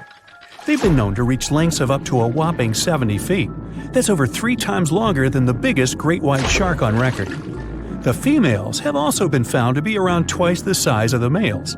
The Megalodon could swallow a small car without it even touching its teeth, if cars had been around then. Its teeth could grow to over 7 inches long. It looks like we're going to need a bigger boat, and best make it steel-plated, as this shark can easily gnaw its way through ships. The underwater terror could bite a ship clean in half, with the highest bite force ever calculated for any animal, living or extinct. The force of its ferocious bite was up to 40,000 pounds. That's around 108,000 times the strength of a human's and 10 times the force of a modern crocodile's bite. Its chomp is so strong that it makes the T-Rex's bite look about as powerful as my granny's after she's taken her dentures out. In fact, the Meg was so big and powerful that it had no natural predators. It was the uncrowned king of the seas, swimming freely from ocean to ocean. This cosmopolitan creature was found all over the world, from America to Europe and Australia to Japan, assuming there were countries back then. Meg fossils have been found on every continent except Antarctica. Everybody skips Antarctica. Science tells us that the Megalodon went extinct over 3.6 million years ago. But could they still be alive at the deepest depths of the ocean?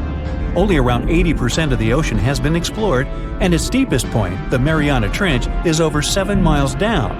So who knows what's lurking at the bottom?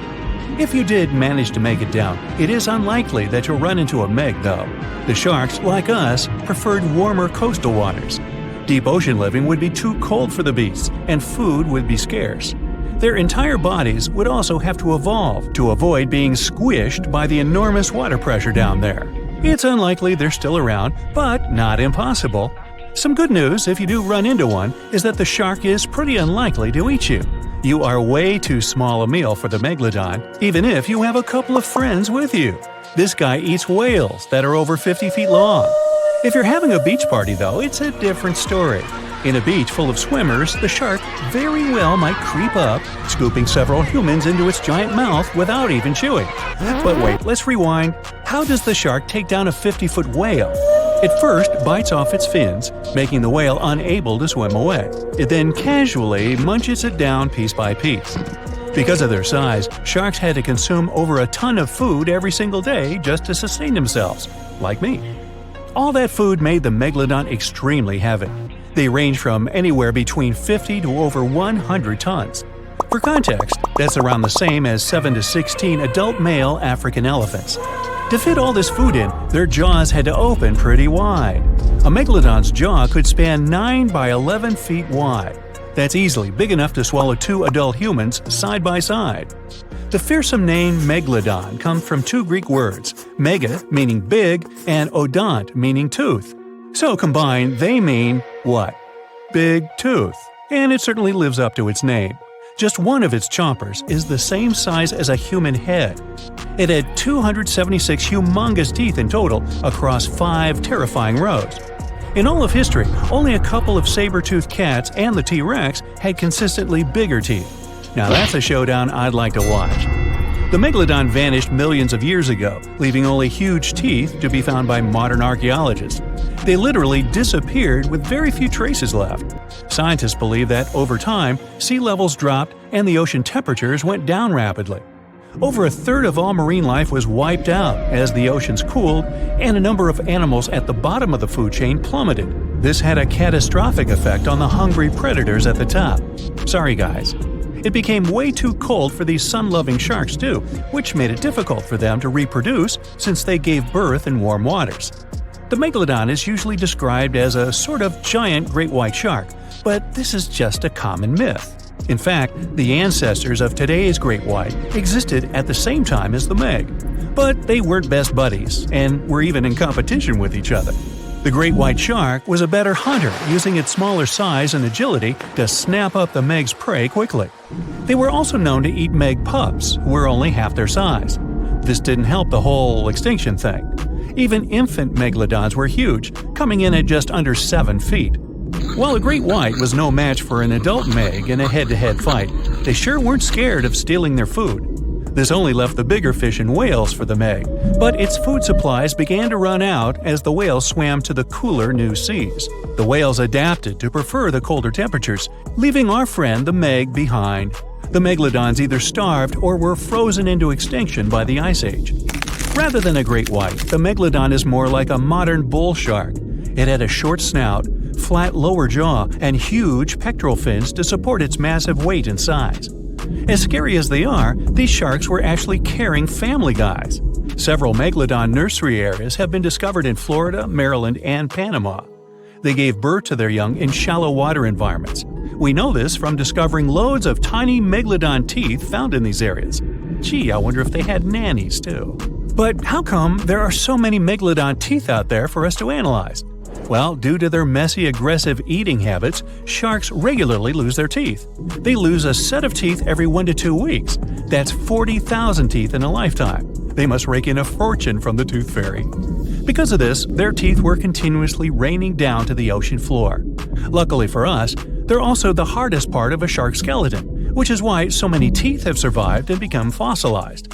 It's fair to say that the first discoveries of the Meg's teeth confused people. Early discoverers thought the Meg's teeth were petrified tongues of ancient serpent creatures. They even used to call them tongue stones. It's also a common myth that the Megalodon was around at the same time as the dinosaurs, although this would have been pretty cool. The dinosaurs were wiped out around 66 million years ago, but the Megalodons came much later. The oldest Meg fossil is only around 23 million years old, but it's tricky to pinpoint the exact date. After all, calendars weren't invented yet. They became extinct way before humans even evolved. The earliest Homo sapiens, which is a fancy name for the first humans, emerged about 2.5 million years ago. But what if the Megalodon shark didn't go extinct? Whale populations have dropped drastically since these guys were last around, so there'd be way fewer whales for them to chomp down on. Whales have also gotten a lot smarter and learned new defensive moves, making them way harder to take down. It's estimated that they ate around 12 tons of food each day. If they were still around and eating that much, they'd be forced to eat smaller fish, and there'd be barely enough big fish for us humans to survive on. The naughty Megalodons would also be able to track fishing boats and steal the fish that they worked hard to collect. It's safe to say we'd see a lot less fish in the aisles of your neighborhood supermarket. As our ocean temperatures are heating up again, the sharks would also thrive and reproduce faster than ever. There'd be more and more of these giant eating machines in the water, reducing our fish supply even more. It would also cause massive problems for cargo ships and cruising vessels. Imagine coming into contact with one of these bad boys while you're sunbathing on the deck. Even beachgoers would be hard hit. Megalodons give birth in shallow waters, so many of our favorite beaches would quickly become dangerous shark nursing grounds. Hey, where did that beach volleyball game go? They were playing just a moment ago. Have you ever heard of an island that is regularly attacked by sharks? For many years, people living there haven't been able to find a way to stop this. Neither can they understand why sharks come there so often. So, what's going on? Why do these predators keep bothering this specific island while completely ignoring the others in the area? Let's go to this mysterious place and try to find out. July 22nd, 2015. The ocean waters near Reunion Island were clear and transparent. The western part of the island, St. Lou, had always been a great spot for surfing. But on this pleasant sunny day, one of the locals almost lost his life. A 6-foot bull shark appeared out of nowhere. Once right next to the shore, it suddenly charged at surfer Rodolphe Arriaghi. His friend, doctor and professor of geography at the University of La Reunion, Erwan Lagabriel, was nearby, talking with 2 other surfers at that moment. Suddenly, they heard some noise. Realizing that it was his friend, Lagabriel rushed to help. The shark was 65 feet away from him. He said that all of this felt like some kind of a horror movie. He rushed to Arriaghi, even though he didn't understand what exactly had happened. At first, Arriaghi's body was surrounded by white foam. It then began to turn pink, and then red. Lagabriel said later that it had been one of the scariest things he had seen in his life. Fortunately, when he swam closer, the shark had already been gone. Lagabriel knew that in most cases, a second attack doesn't happen, so he hurried to help his friend. It took them some time to get back to the shore. When Lagabriel pulled his friend onto the beach, he immediately made a tourniquet from a surfboard leash. After that, Monsieur Arriaghi was rushed to the hospital. Fortunately, this story has a good ending. Although the 45-year-old man lost his arm, he still survived. But he was one of the few lucky ones, because this horrifying story is just one of dozens that happened on Reunion Island in recent decades. Reunion Island is one of the regions of France. It's located right near Madagascar, together with its neighbor, Mauritius. They're both located at the same latitude as Australia. These 2 islands are very similar. They have almost the same climate and natural conditions, similar languages and cultures. But there's one huge difference between the 2 of them. In Mauritius, people can relax and have fun in the warm waters of the Indian Ocean, swimming with scuba gear and watching dolphins. Meanwhile, on La Reunion, locals are afraid even to put their fingers in the water. But why is that? Unfortunately, Reunion now has a strong reputation as a shark island. By 2018, 56 attacks had occurred there. From 2011 to 2016, The number of these cases accounted for 16% of the worldwide shark attacks. Now there are warning signs everywhere on Reunion. Local citizens and fishers have begun to discuss the options of large-scale shark trapping. The authorities forbid people to swim almost everywhere, except for a few more or less safe places, like, for example, a coral lagoon. And still, any fisher or scientist knows that sharks can easily get inside these coral rings.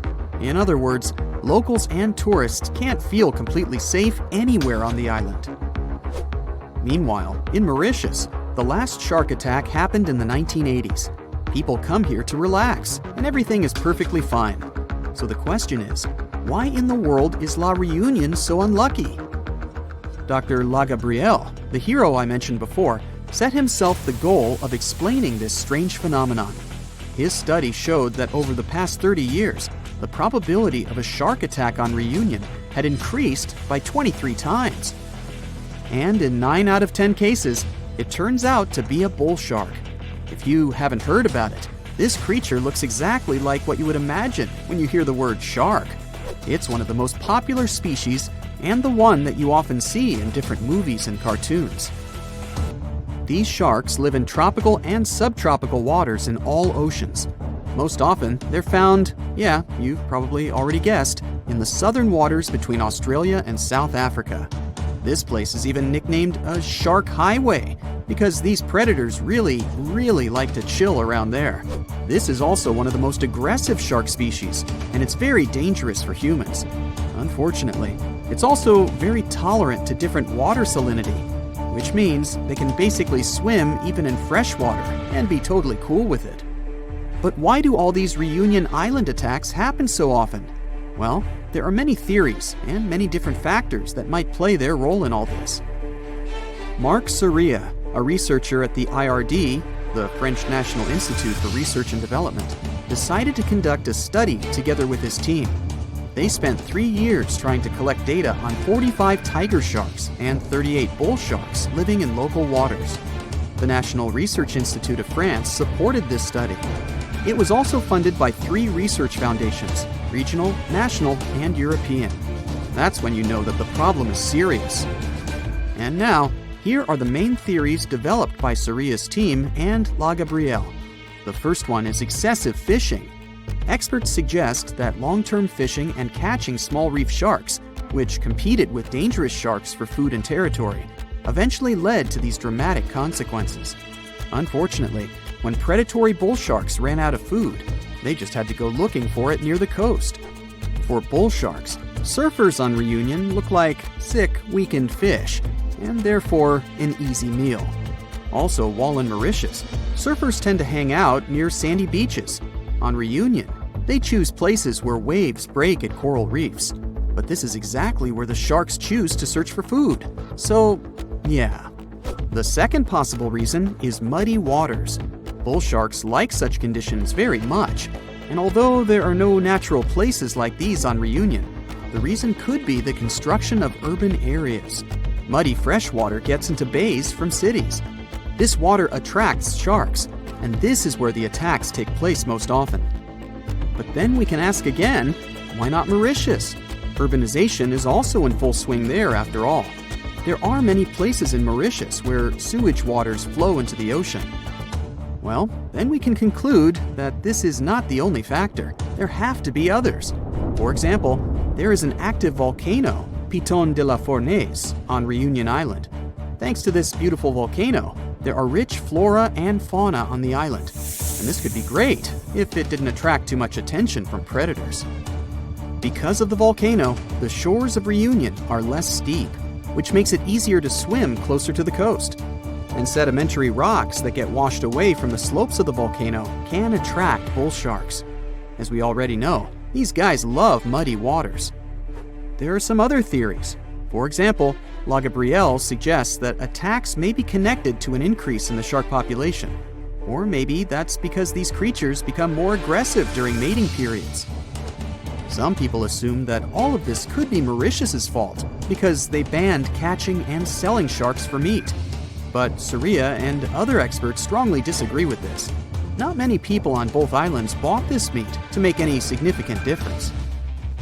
Anyway, this whole situation caused a lot of tension on Reunion. A big part of the population now supports the idea of catching sharks on a large scale. They also built some underwater fences near the island, and the maintenance of these fences costs $1 million a year. It may seem pretty extreme, but drastic times require drastic measures. But despite all these terrible stories, in general, sharks aren't nearly as dangerous as we think. They almost never attack divers, unless a person provokes them. Experienced divers often compare sharks with stray dogs. These animals shouldn't be feared, but should be respected. Anyway, let's hope that La Reunion will be able to solve this problem, and people will be able to swim in its warm, beautiful waters again.